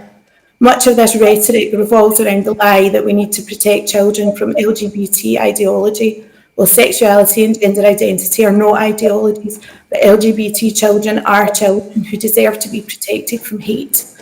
Evidence shows that an educational approach can address the homophobic and transphobic prejudice that sadly but unsurprisingly in the culture our young people are growing up in remains pervasive in our schools. For example, by giving teaching staff the confidence to sensitively and positively challenge bigoted views or opinions on gender and sexuality learned out with the school environment.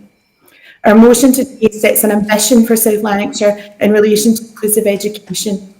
The Time for Inclusive Education charity TIE has developed, launched and now manages new national platform LGBTeducation.Scot on behalf of the Scottish Government, which provides core funding for the resources.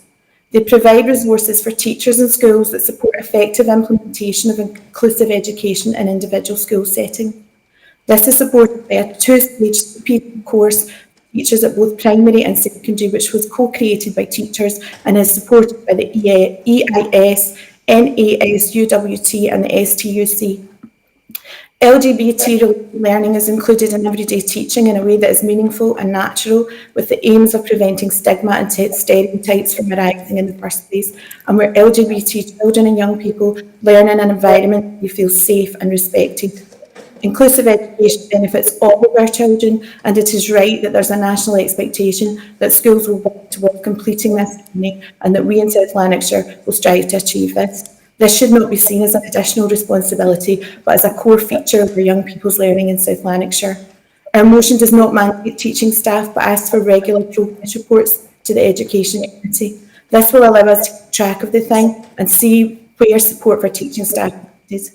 At a meeting at high school with two teachers 2 days ago on Monday, the meeting was about support in school for an LGBT child. The teachers did not know this CPD was available to them. They were extremely keen to support the child and keen to find out more about the training. Our motion will raise awareness among teaching staff of this CPD and allow us to monitor where there needs to be more support. This is age and stage appropriate education. For example, in early primary, we're talking about including stories that feature children with two mums. The idea that there are different kinds of families is not one that children need to be protected from, but it is one that can make children in those families feel included, respected and safe. I would like to thank all teachers and education staff who are showing their continued support for LGBT people and our schools that are engaged meaningfully with this important work. Through my casework and as a friend in relation to several LGBT young people, I have direct experience of some of our schools' approaches to inclusive education, so I know firsthand that we have many teachers in South Lanarkshire who are absolutely committed to this work, and I hope they are aware of just how impactful that is. In closing, I would like to give voice anonymously to some of the young people I've spoken about who have shared with me their experiences as an LGBT child or young person today in education in South Lanarkshire. I hope that this testimony will underpin why inclusive education is so important. I was outed by other kids before I even started at my new school. Then, the first day, people have been transphobic to me all the time. As much as the school staff have been quite supportive, I think they need to educate the pupils to not be anti-LGBT as well. Maybe then they would understand and I wouldn't be getting harassed so much. Another said, we learned about heroes in a topic called breaking boundaries. We had to go to different teachers and they taught us about someone important to them who'd made the change. Most of the teachers were telling us about sport people and politicians, and I didn't know who a lot of them were, but one teacher told us about Marsha P. Johnson, and that made me happy. I knew who she was. It felt good to hear my teacher talking about all that she did, and it's good for the kids who don't know about pride and stuff to learn about it. I love that. Provost, I move this motion.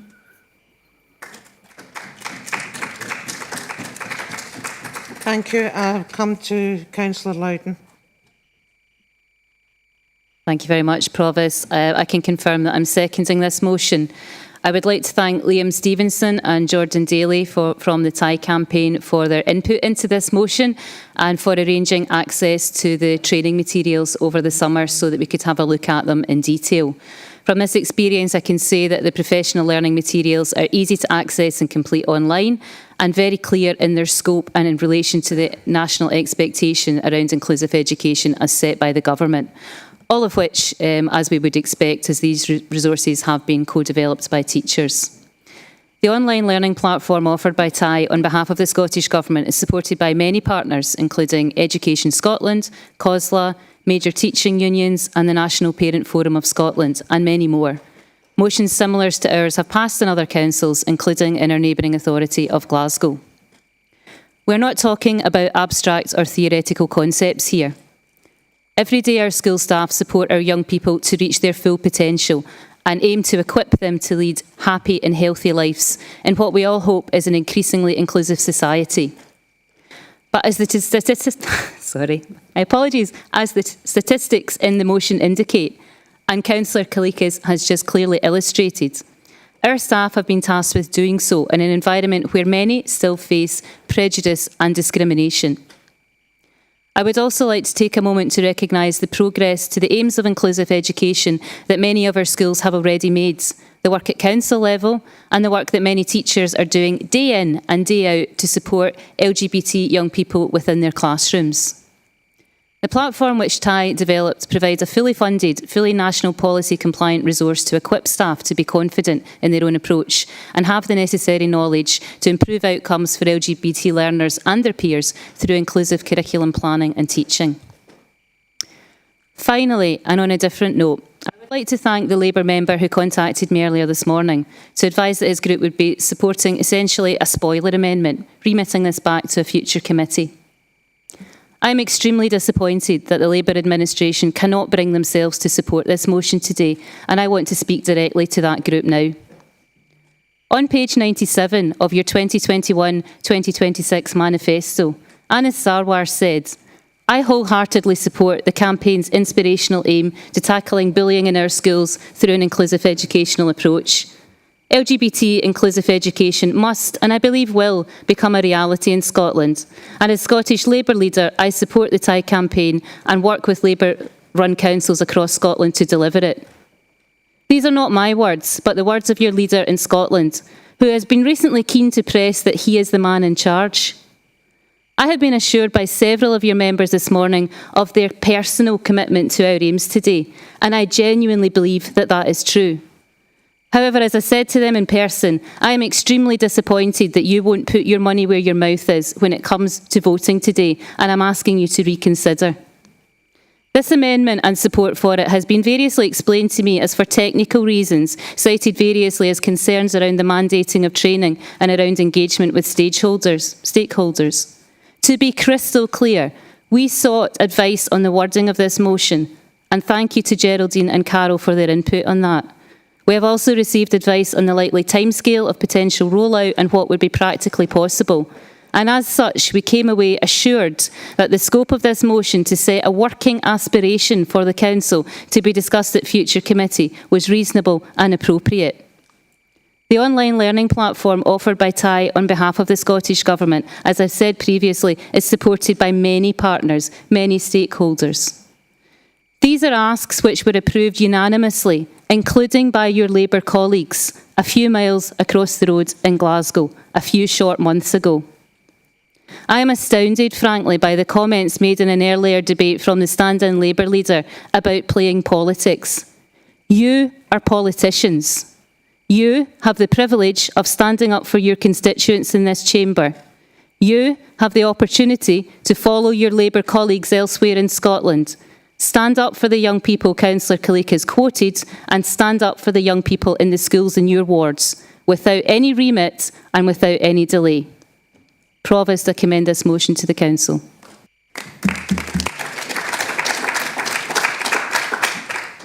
Thank you, Councillor Loudon.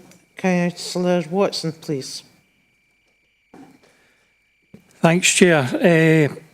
I'm liking to move this issue to the Education Committee. What we need a full report from officers to be submitted detailing the impact of these proposals on young people, teachers, the wider school community and parents and carers. I think we're straying into operational matters here, and I really think the report should come to the Education Committee and a full debate can then take place with some knowledge. I'm not sure what this political motion actually means in practice. We need to be sure that what we're buying into. We should all be fully aware of the good inclusion and equality practices that are undertaken by our teaching staff at the present time. And again, I'm not sure what extra this brings to the debate, but that can come out if we have a full report from officers. I'm also not sure if it's compulsory for teachers to undertake the training being suggested in this motion and what rights they have, as it is described as national expectation and aspirational. We do need full disclosure of what it means and full consultation with the wider school community. I move that this motion lacks clarity in what it means for teachers and pupils. I move that a report be submitted to a future education committee after full disclosure and discussion with the wider school community. Thanks very much. Thank you. Do we have a seconder? Councillor Keat.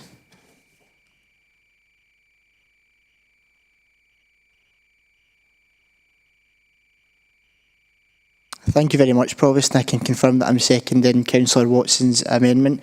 Can I first of all thank Councillors Kalikis and Loudon for bringing this important motion to the Council, and it is an important motion, and I think actually Councillor Loudon's strain at the end of the narrative in our well-constructed argument does little to help the sensitive issue that this is, and our young people in the situation they are in. Let's keep the anger and the heat out of it, and let's focus on the young people and the individuals rather than trying to make a personal point for your own party progress.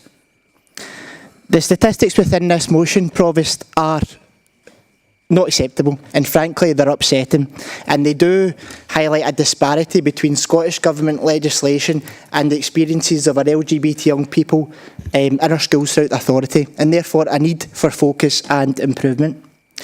While there are examples of brilliant practice throughout our schools, with several of our schools in South Lanarkshire being awarded the LGBT Youth Scotland Charter, it is clear, as a former teacher in authority and as having spoken to former colleagues recently having sight of this motion, that there is a need to support our practitioners, our school communities in achieving the aspirations of the legislation implemented in 2021. And whilst providing our teaching staff and with training is integral to achieving the aspirations of the legislation and improving the educational outcomes and experiences of our LGBT young people, I do believe that this has to be a part of a holistic approach, encompassing our young people, teachers and stakeholders, drawing in good practice and exploring the different avenues and mechanisms by which we can address this disparity in its entirety.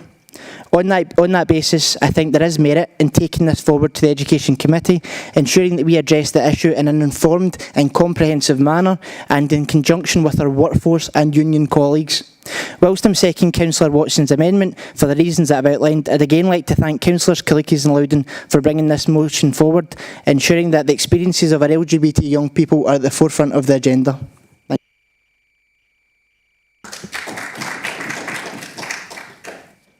Councillor Allison. Just very quickly, Provost, I think I'd like to come in behind Councillor Watson and what he was saying. This is a complex and we do need to take action. But if you go to the Education Committee, you have a much broader committee in terms of teachers, parents and church representatives that can take a more holistic view on how we can move this forward, and therefore it is a much more important, much more appropriate place for this to be discussed, and therefore I will support David's motion. Thank you. Councillor Loudon. Thank you very much. Two things, Provost. First of all, to ask if we can have a roll call vote on this, as we've had previously today. Secondly, direct response to Councillor Keats. These are real children's lives. I am angry about the political games that are being played with this motion today. We have addressed the stated concerns. Please, please don't nix this motion and muddy the waters with personal and political attacks and throw these children and young people under the bus.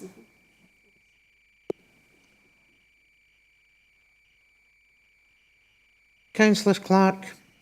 Thank you, Provost. I'm sorry, this motion is a very personal point for me.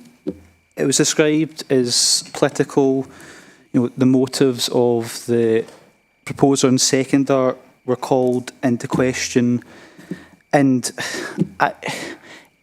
when it comes to these very important issues, intent, all well and good, doesn't matter very much.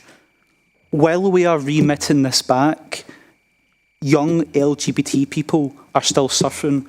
You should have all seen the statistics of self-harm and suicide in LGBT young people.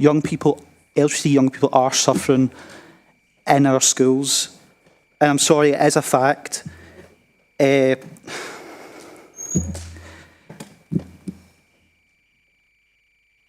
And while we're remitting this back, they're continuing to suffer. All the information is there. The LGBT education does help. And I say to Councillor Watson, I am an LGBT young person. This kind of thing is a lifesaver. Like, LGBT young people are literally dying. What more information do you need? More information do you need to stick along to your own manifesto pledge? I'm sorry, you're throwing LGBT young people under the bus. We don't need to remit this back at all. We've got all the information that we need. Thank you. Councillor Robb. Thank you. Thanks, Councillor Clark. I'm really proud to support this simple and clear motion for two reasons. We need to stand up for teachers and young people, like Ross said. Firstly, because young people deserve the support to be accepted for themselves so they can be happy and reach their potential. They also need the safe spaces to ask questions and explore issues they're facing. This motion seeks to encourage that support and these safe spaces. And secondly, I'm supporting this motion because teachers deserve the support to deliver LGBT inclusive education. And note very clearly that the motion, and Councillor Kalikis has said that it doesn't mandate, as others have suggested in their responses. Lessons from history show the consequences of prejudice, discrimination and bullying because of differences between people. And the consequences of not having this kind of support in place for our young people now can be equally serious too. We all benefit from living in a society that's more understanding of diversity, a society where prejudice and bullying because of any difference is reduced. Schools like Calderglen High in my ward are trailblazing the way, working towards a better society, working through the LGBT Charter. I ask you to support this motion to give young people and teachers the support they deserve.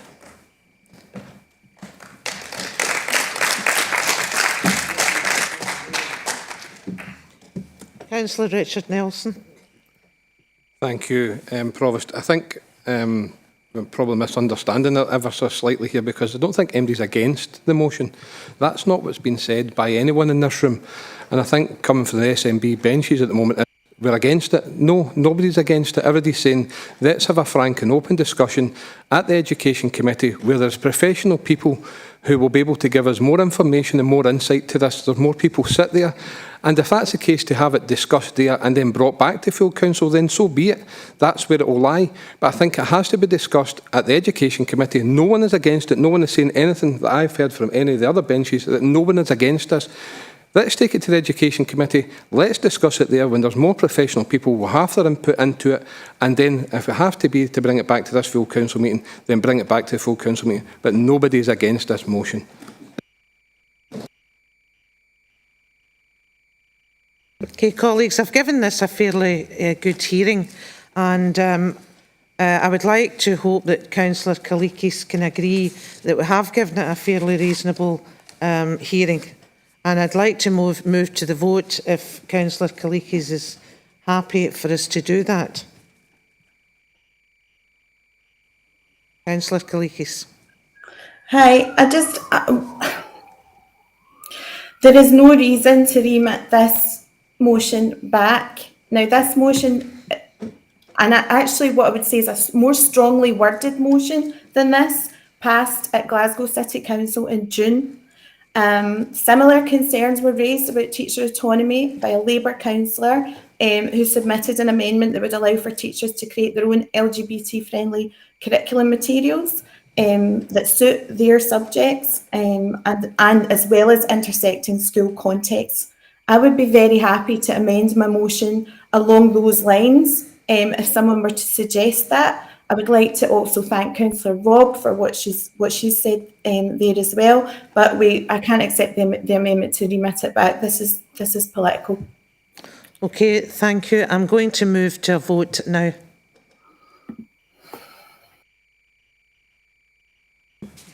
Now,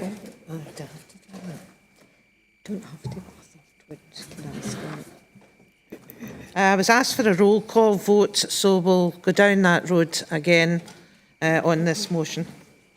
So you. Okay, the motion is moved by Councillor Kalikis and seconded by Councillor Loudon, and that's as detailed in page 61 of your papers.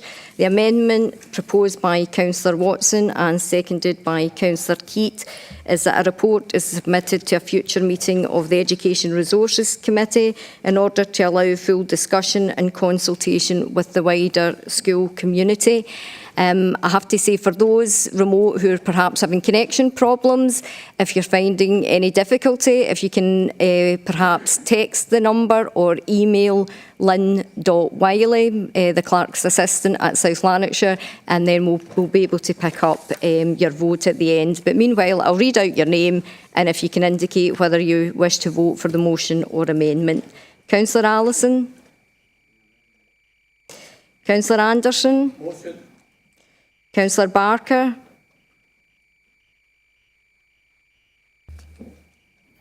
Amendment. Thank you. Councillor Bradley?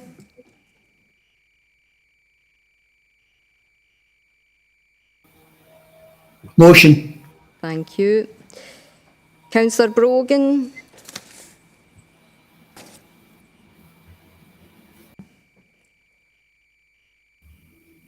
Walter? Amendment. Thank you. Councillor Brown? Councillor Archie Buchanan?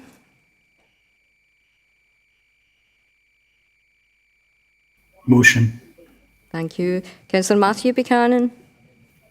Thank you. Councillor Kalikis? Motion.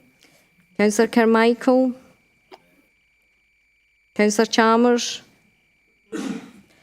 Councillor Clark? Councillor Convery? Amendment. Provost? Amendment.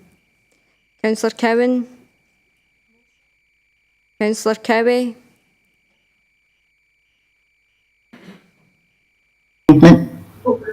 Amendment, thanks, Councillor Cowie. Councillor Devlin? Councillor Dewar? Motion. Thank you. Councillor Donnelly? Councillor Faulkner? Amendment. Councillor Ferguson? Motion. Thank you. Councillor Ferguson Miller? Councillor Frame? Councillor Fulton? Motion. Thank you. Councillor Gowland? Councillor Gray? Sorry. Sorry? Motion. Motion, thank you. Councillor Hamilton? Councillor Handybode? Councillor Horn? Motion. Thank you. Councillor Horsham? Councillor Hose? Councillor Johnson-Dempsey? Motion. Councillor Keat? Councillor Kerr? Councillor Lambie? Councillor Lennon? Councillor Lockhart? Councillor Logan? Councillor Loudon? Councillor Hugh MacDonald? Motion. Thank you. Councillor Marsh?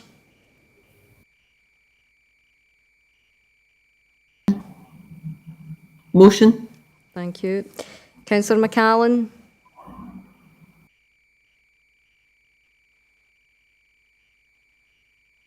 Just going to check if he's still in the meeting.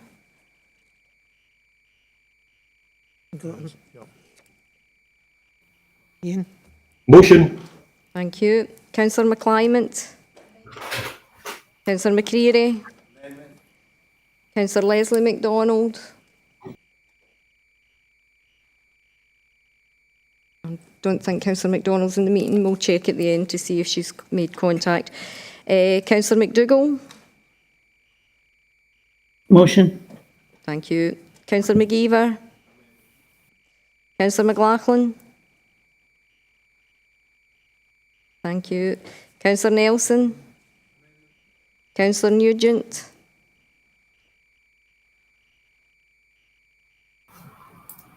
Carol? Oh, Councillor Nugent, Sorry, motion. Thank you. Councillor Ray. Councillor Razak. No. Amendment. Thank you. Councillor Robb. Councillor Ross. Motion. Councillor Scott.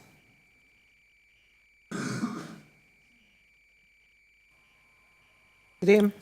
Amendment. Thank you. Councillor Shearer. Motion. Thank you. Councillor Thompson. Councillor Toner. Councillor Walker. Councillor Watson. Councillor Williams. Right. And I don't think we've got Councillor MacDonald in the meeting, so I'll just tally up.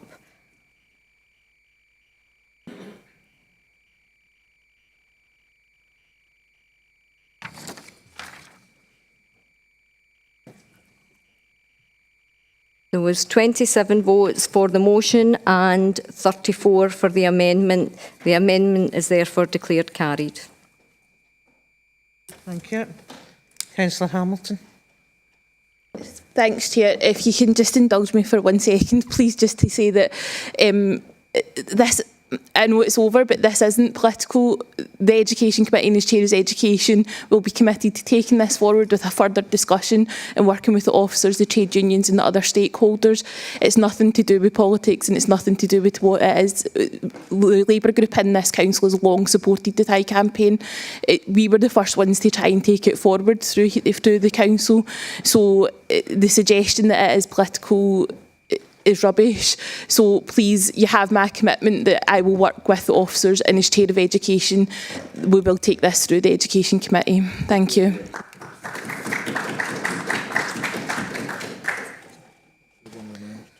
Okay.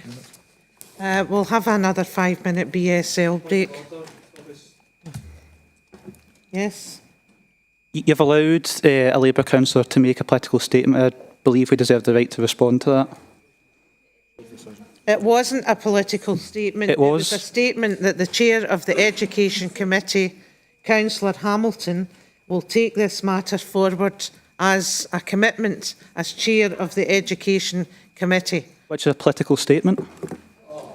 It's not, and that's the ruling. Well, Okay. I hope the rest of the councillors have some cheek to turn up at I Pride. do not accept your point of order. Okay, we're moving on now to item 11 on the agenda. 5-minute break. Oh, a 5-minute break, sorry, for BSL users.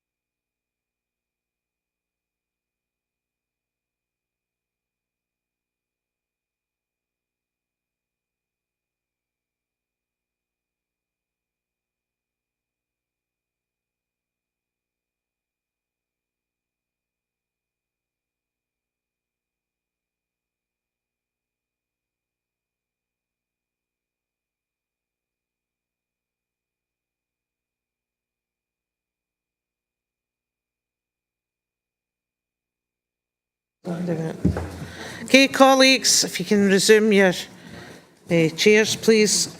We're now moving on to item 11 in the agenda, notice of motion on feminist-led town planning. Pages 63 to 64 in your papers, and I'm going to invite Councillor Donnelly to speak to her notice of motion. Thank you, Provost. Provost, it gives me great pleasure in bringing this motion forward to full council today.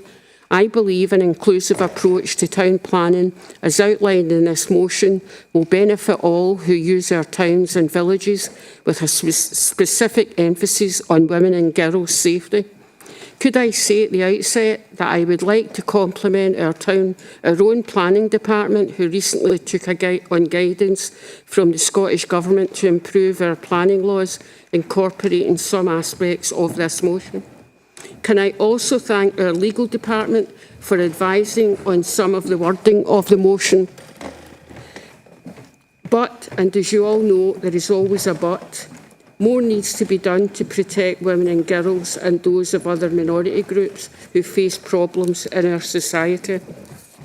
A report published in 2021 by a group affiliated to the YMCA stated that the majority of women and non-binary people felt unsafe or uncomfortable on buses and at bus stops, while only 5 in 214 said they felt safe in our parks. We will all be aware of lived experiences here in South Lanarkshire. So, how do we address these issues? We need to spend more on developing strategies to overcome the shortcomings many groups face, and there are a number of things we should be looking at. We need to see lighting as a priority in our parks, as well as CCTV at strategic locations not covered yet. Maybe some of these things are in the planning, but we need to look ahead to ensure that consideration is given to these vital necessities. Toilets and baby changing rooms need to be looked at in locations in parks or close by, and in shopping centres for mothers and other users to benefit from them. Some of this is common sense and may not cost a lot of money, such as signs at park entrances warning of the dangers, particularly in the evenings. Other examples towns have introduced are widening the pavements for people with prams, wheelchair users and mobility scooters, minor changes that make all the difference to the quality of people's lives and their mobility. In conclusion, could I say this is not a shopping list of immediate demands, but needs to be seen as a longer-term aspiration that we as elected members see as a goal to improve the law of our constituents. Finally, we need to ensure equality impact assessments take account of gender equality by incorporating into planning women's lived experiences, both social and economic. If passed today, South Lanarkshire will join Glasgow and Edinburgh City Council, as well as Vienna and Barcelona, in taking a progressive town planning approach. Let's take that bold step. Please support the motion. Thank you. Is there a seconder for the motion? Councillor Frame. Thanks, Provost. I'm happy to second this motion brought to you all today. We know changes in the way towns and cities thrive has been needed for a long time. Many people, not just women, feel insecure and forgotten when it comes to planning our public spaces. I'm a firm believer in equality for all, whether that is gender, race, religion or disability. There is a need for all of our fellow citizens to have their voices heard on these issues. But it's a fine balance we need to find. Urban planning is still a male-dominated world, but we shouldn't tip the scale fully in the opposite direction. We should be encouraging those from all walks of life to assist in the planning and ensure their voices are heard. Thank you. Thank you. Councillor Richard Nelson. Thank you, Provost. I actually thought a couple of times about whether I would speak on this or not, but I think as the chair of the planning committee, I think I probably should. as at the most recent Planning Committee, we agreed to begin work on the next local development plan, a very large body of work being undertaken by a very short-staffed vital resource. The consultation statement within the local development plan scheme presented to the Planning Committee gave elected members the opportunity to propose alterations to the consultation process.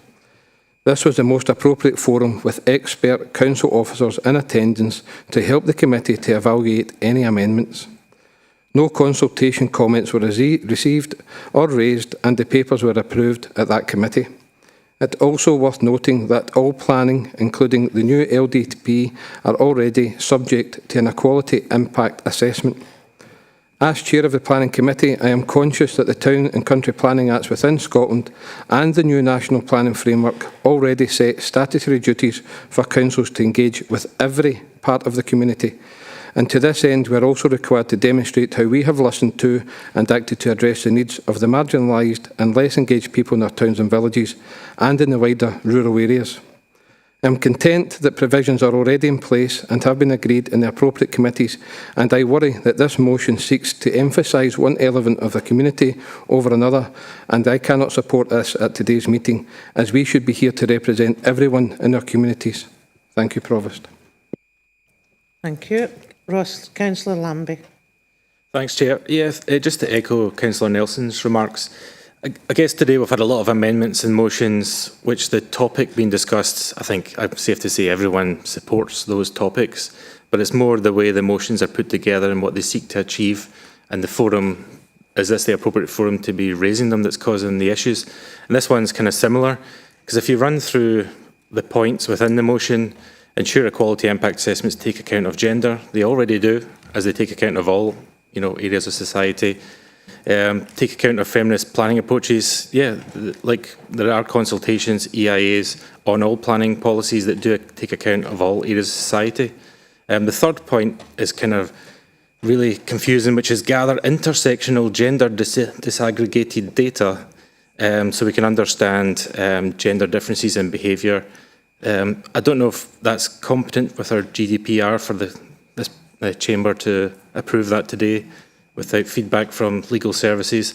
And then it goes on to say that we basically force partnerships and ALIOs to adopt our consultation process. I don't think we in this chamber have the authority to force our ALIOs and partnerships to do that. Then the following 3 points are ensure recommendations of the Scottish Government are followed, which they always are, continue to ensure high level of gender competence and continue to take regard of protected characteristics. So it's continue to, so that's things we're already doing, and I'm sure there's no reason or suggestion that we're going to stop doing those things. And the final point was about MPF policies 14-15. They're already fully adopted by the Planning Committee. So at the top of that list of points, the motion is asking for council officials to prepare reports on each of these points. And I just don't really understand what we're actually asking our council officials to spend what looks like 2-3 months worth of work to actually prepare reports on. Thanks. Can I just check with Geraldine, is this a competent motion? The wording of the motion before you is competent, and the third bullet point does refer to capturing data where possible while respecting the individual's right to privacy. Because it can't be mandatory, it's only if individuals wish to complete the section of a consultation form to specify protected characteristics. So that reflects that. And it does reflect too that equality impact assessments must take account of all protected characteristics, including gender. Thank you, Geraldine. Are there any amendments being put forward to this report? Councillor Nelson. Yes, Provost. I would like to propose an amendment that we reject this motion and that South Lanarkshire Council commits to engaging with all its communities in the preparation of our local development plan and the delivery of its planning function. Do you have a seconder?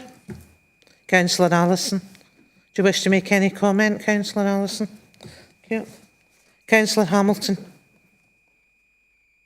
Thanks, Chair. Can I just say it's amazing how it's always men that has an opinion on feminist issues, and how diluting a motion like this on feminist issues by taking in all communities, whatever that means, is not necessary. I don't think the motion stands, and I don't think it adds anything to the motion. Thank you. Councillor Robb. Thank you. It's just to speak in support of the motion and commend Councillors Donnelly and Frame for taking it forward. This motion recognises that the planning and spending decisions of a council can affect women and men differently. If women's voices are not sought out and acted on, we won't overcome unconscious bias, and they'll continue to face structural and sometimes unseen barriers to work, education and leisure opportunities, resulting in continued unequal outcomes in life. One example is transport, where the Scottish Women's Budget Group has just published a report into women's experience of travel and its cost. 61 women from South Lanarkshire took part in that national research. It identified how women made more frequent, shorter journeys during the day due to caring and domestic roles. It expressed their concerns about transport costs, and for disabled women in particular, their dissatisfaction with the safety of walking and wheeling routes. By supporting this motion, we can ensure steps are taken to better understand, through statistics and conversations, the issues women and other marginalised groups face. We must recognise that there is unconscious bias and that women do have unequal outcomes. That's why we need to take these particular steps, not just refer to all groups must be included. That doesn't recognise the unequal outcomes that women face. So we can examine and restructure decisions to eliminate these unequal outcomes, for example, in the forthcoming transport strategy or local development plan. Listening to women's voices in these strategies and budgetary processes will result in better decisions and more accessible environments for everyone. Equality helps a better society for everyone. I urge you to support this motion.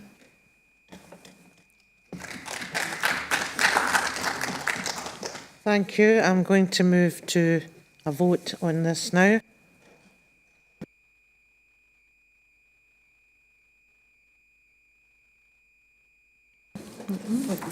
Take this as an electronic vote. Thank you. Okay, so the motion before you is proposed by Councillor Donnelly and seconded by Councillor Frame, and that's within page 63 of your papers.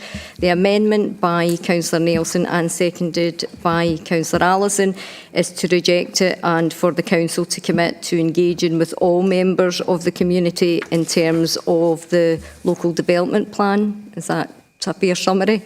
Hopefully. Can you now... I'm just about to start the vote, and if you can please press your option. Councillor Cowie, if you're still having difficulty, can you please email Lynn Wiley with what your preference is?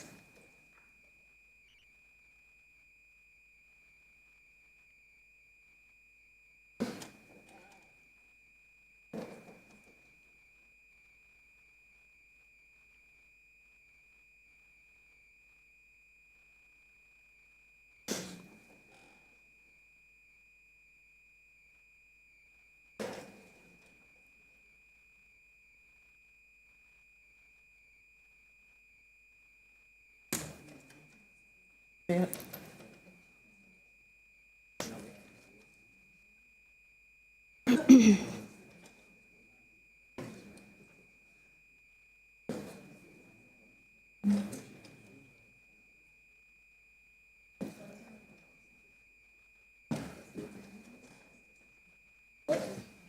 Motion.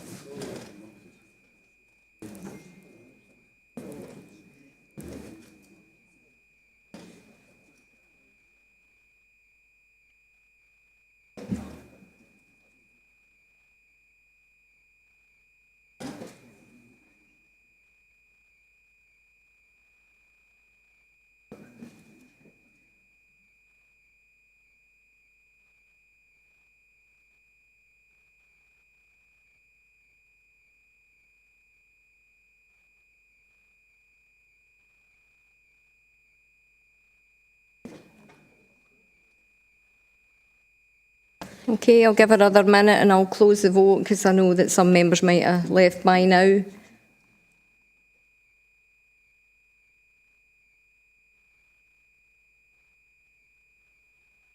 just to confirm, Councillor Cowie had emailed, but I can see that our vote has already been taken electronically.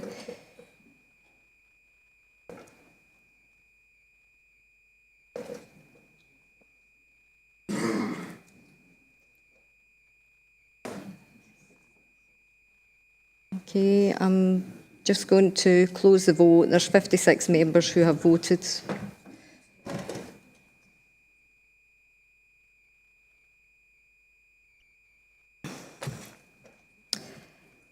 There were 44 members voted for the motion, 11 for the amendment, and 1 member has abstained. The motion is therefore declared carried.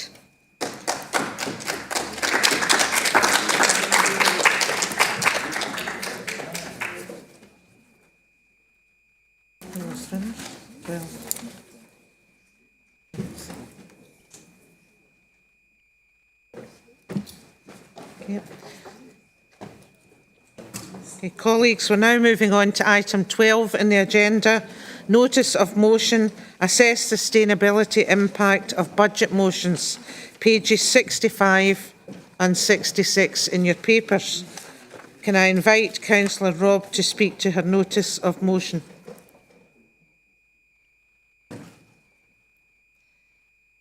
Thank you, Provost, and thank you to Councillor Clark for seconding this motion. And thanks for your patience, we're nearly there. To all politicians, I would hope there's nothing more important than the social, environmental and economic well-being of all our residents. Sustainable development aims to achieve just that, a society where living conditions and resources meet human needs now and into the future without undermining the planet's life support systems that we all rely on. But as a society, when we've been making decisions, we've not fully considered social, environmental and economic issues in a joined-up way. And the results are clear.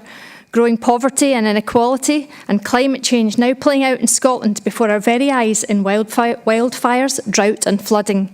We need new tools to help us think through the impact of our decisions. Tools to help us adapt to climate change in a way that also addresses social justice, improves economic well-being and looks after the environment. In last year's budget process, we didn't have enough information to assess whether proposals were in line with the aims of the Council's own plan to reduce carbon emissions, adapt to climate change and act sustainably that we've all signed up to. This needs to change, and that's why I'm delighted the Council is now working on a climate impact assessment process for the capital programme. And that's why I'm proposing this motion today, a similar motion to one passed by all councillors of all parties in another council last year. It will give councillors the tools to assess and present our own budget proposals reflecting on sustainable development. I've spoken to officers about it and they're content with the approach suggested in this motion, not mandating but encouraging and giving us the tools we need. If we want to be credible on climate, we can vote for this today, get the tools we need and use them to guide us. We needed this kind of scrutiny locally decades ago, but didn't do it. Let me remind you, there's a climate crisis happening right now. Passing this motion will give councillors the tools to flag up potential negative impacts of budget proposals, help address them and also make the most of opportunities to improve our residents' lives at the same time. It will make a real difference from the get-go, and that's what's needed. Action now, not words, not kicking it into the long grass anymore. Time has run out. I urged parties to include this in your budget motions half a year ago, and I ask for your support again today, not mandating, but encouraging.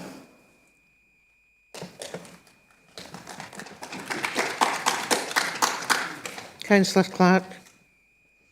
Thank you, Provost. I'm pleased to second this motion from Councillor Robb on assessing the sustainability impact of budget proposals, and I thank her for her work on this.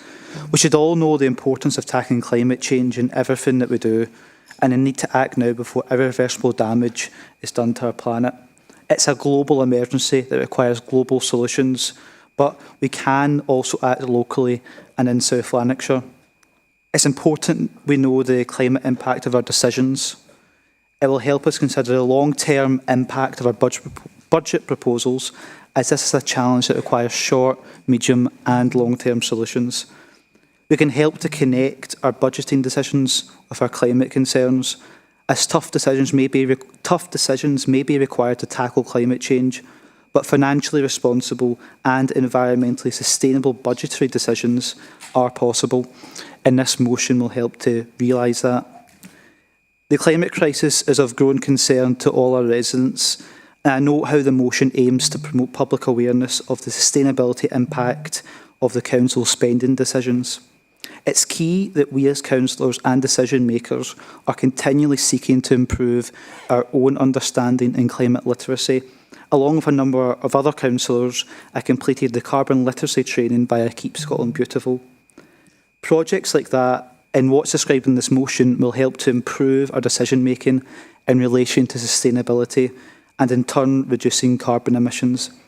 There's always more that we can learn. I hope that all political groups can lead by example and show their dedication to protecting our environment in South Lanarkshire and tackling the climate crisis. Thank you.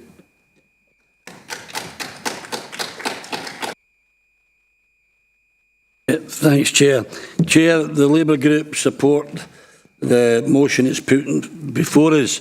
We would only add one line, and we would hope Kirsten and Ross would agree to this, and that's to refer it to the Standards and Procedures Advisory Forum for consideration as part of the mid-term review of the standing orders and procedures. So we're not opposed to the motion, that's all we're asking to be put in. Thank you. Councillor Robb. Thank you for your support.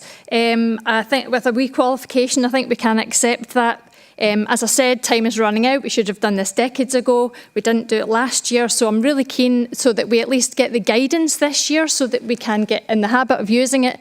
And I would be happy if we said to issue this, point 3, issue the sustainability assessment guidance in time for using in this year's budget and refer it to the Standards Committee to discuss and formalise the process for future years. That would be what Ross and I would be willing to accept.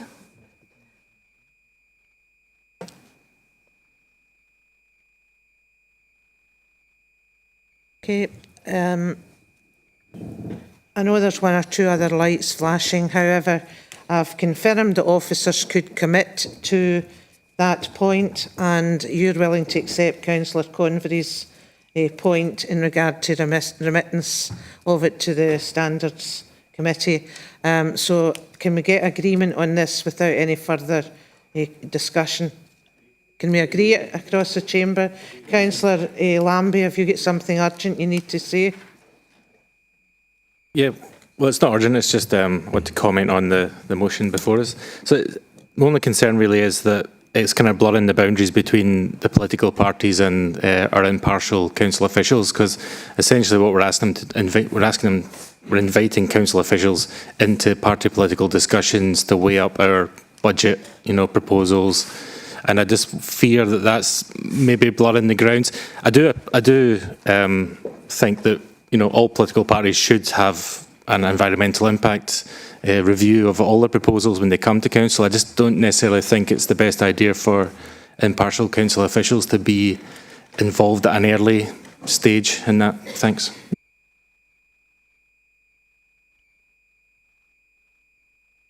The council officials will provide the tools to allow this to happen, but they're not going to be making any decisions in regard to the budget. Clearly, it's about keeping us as well informed as possible, and they'll provide the tools to allow us to be in that position when, as a council, we are discussing and making final budget decisions.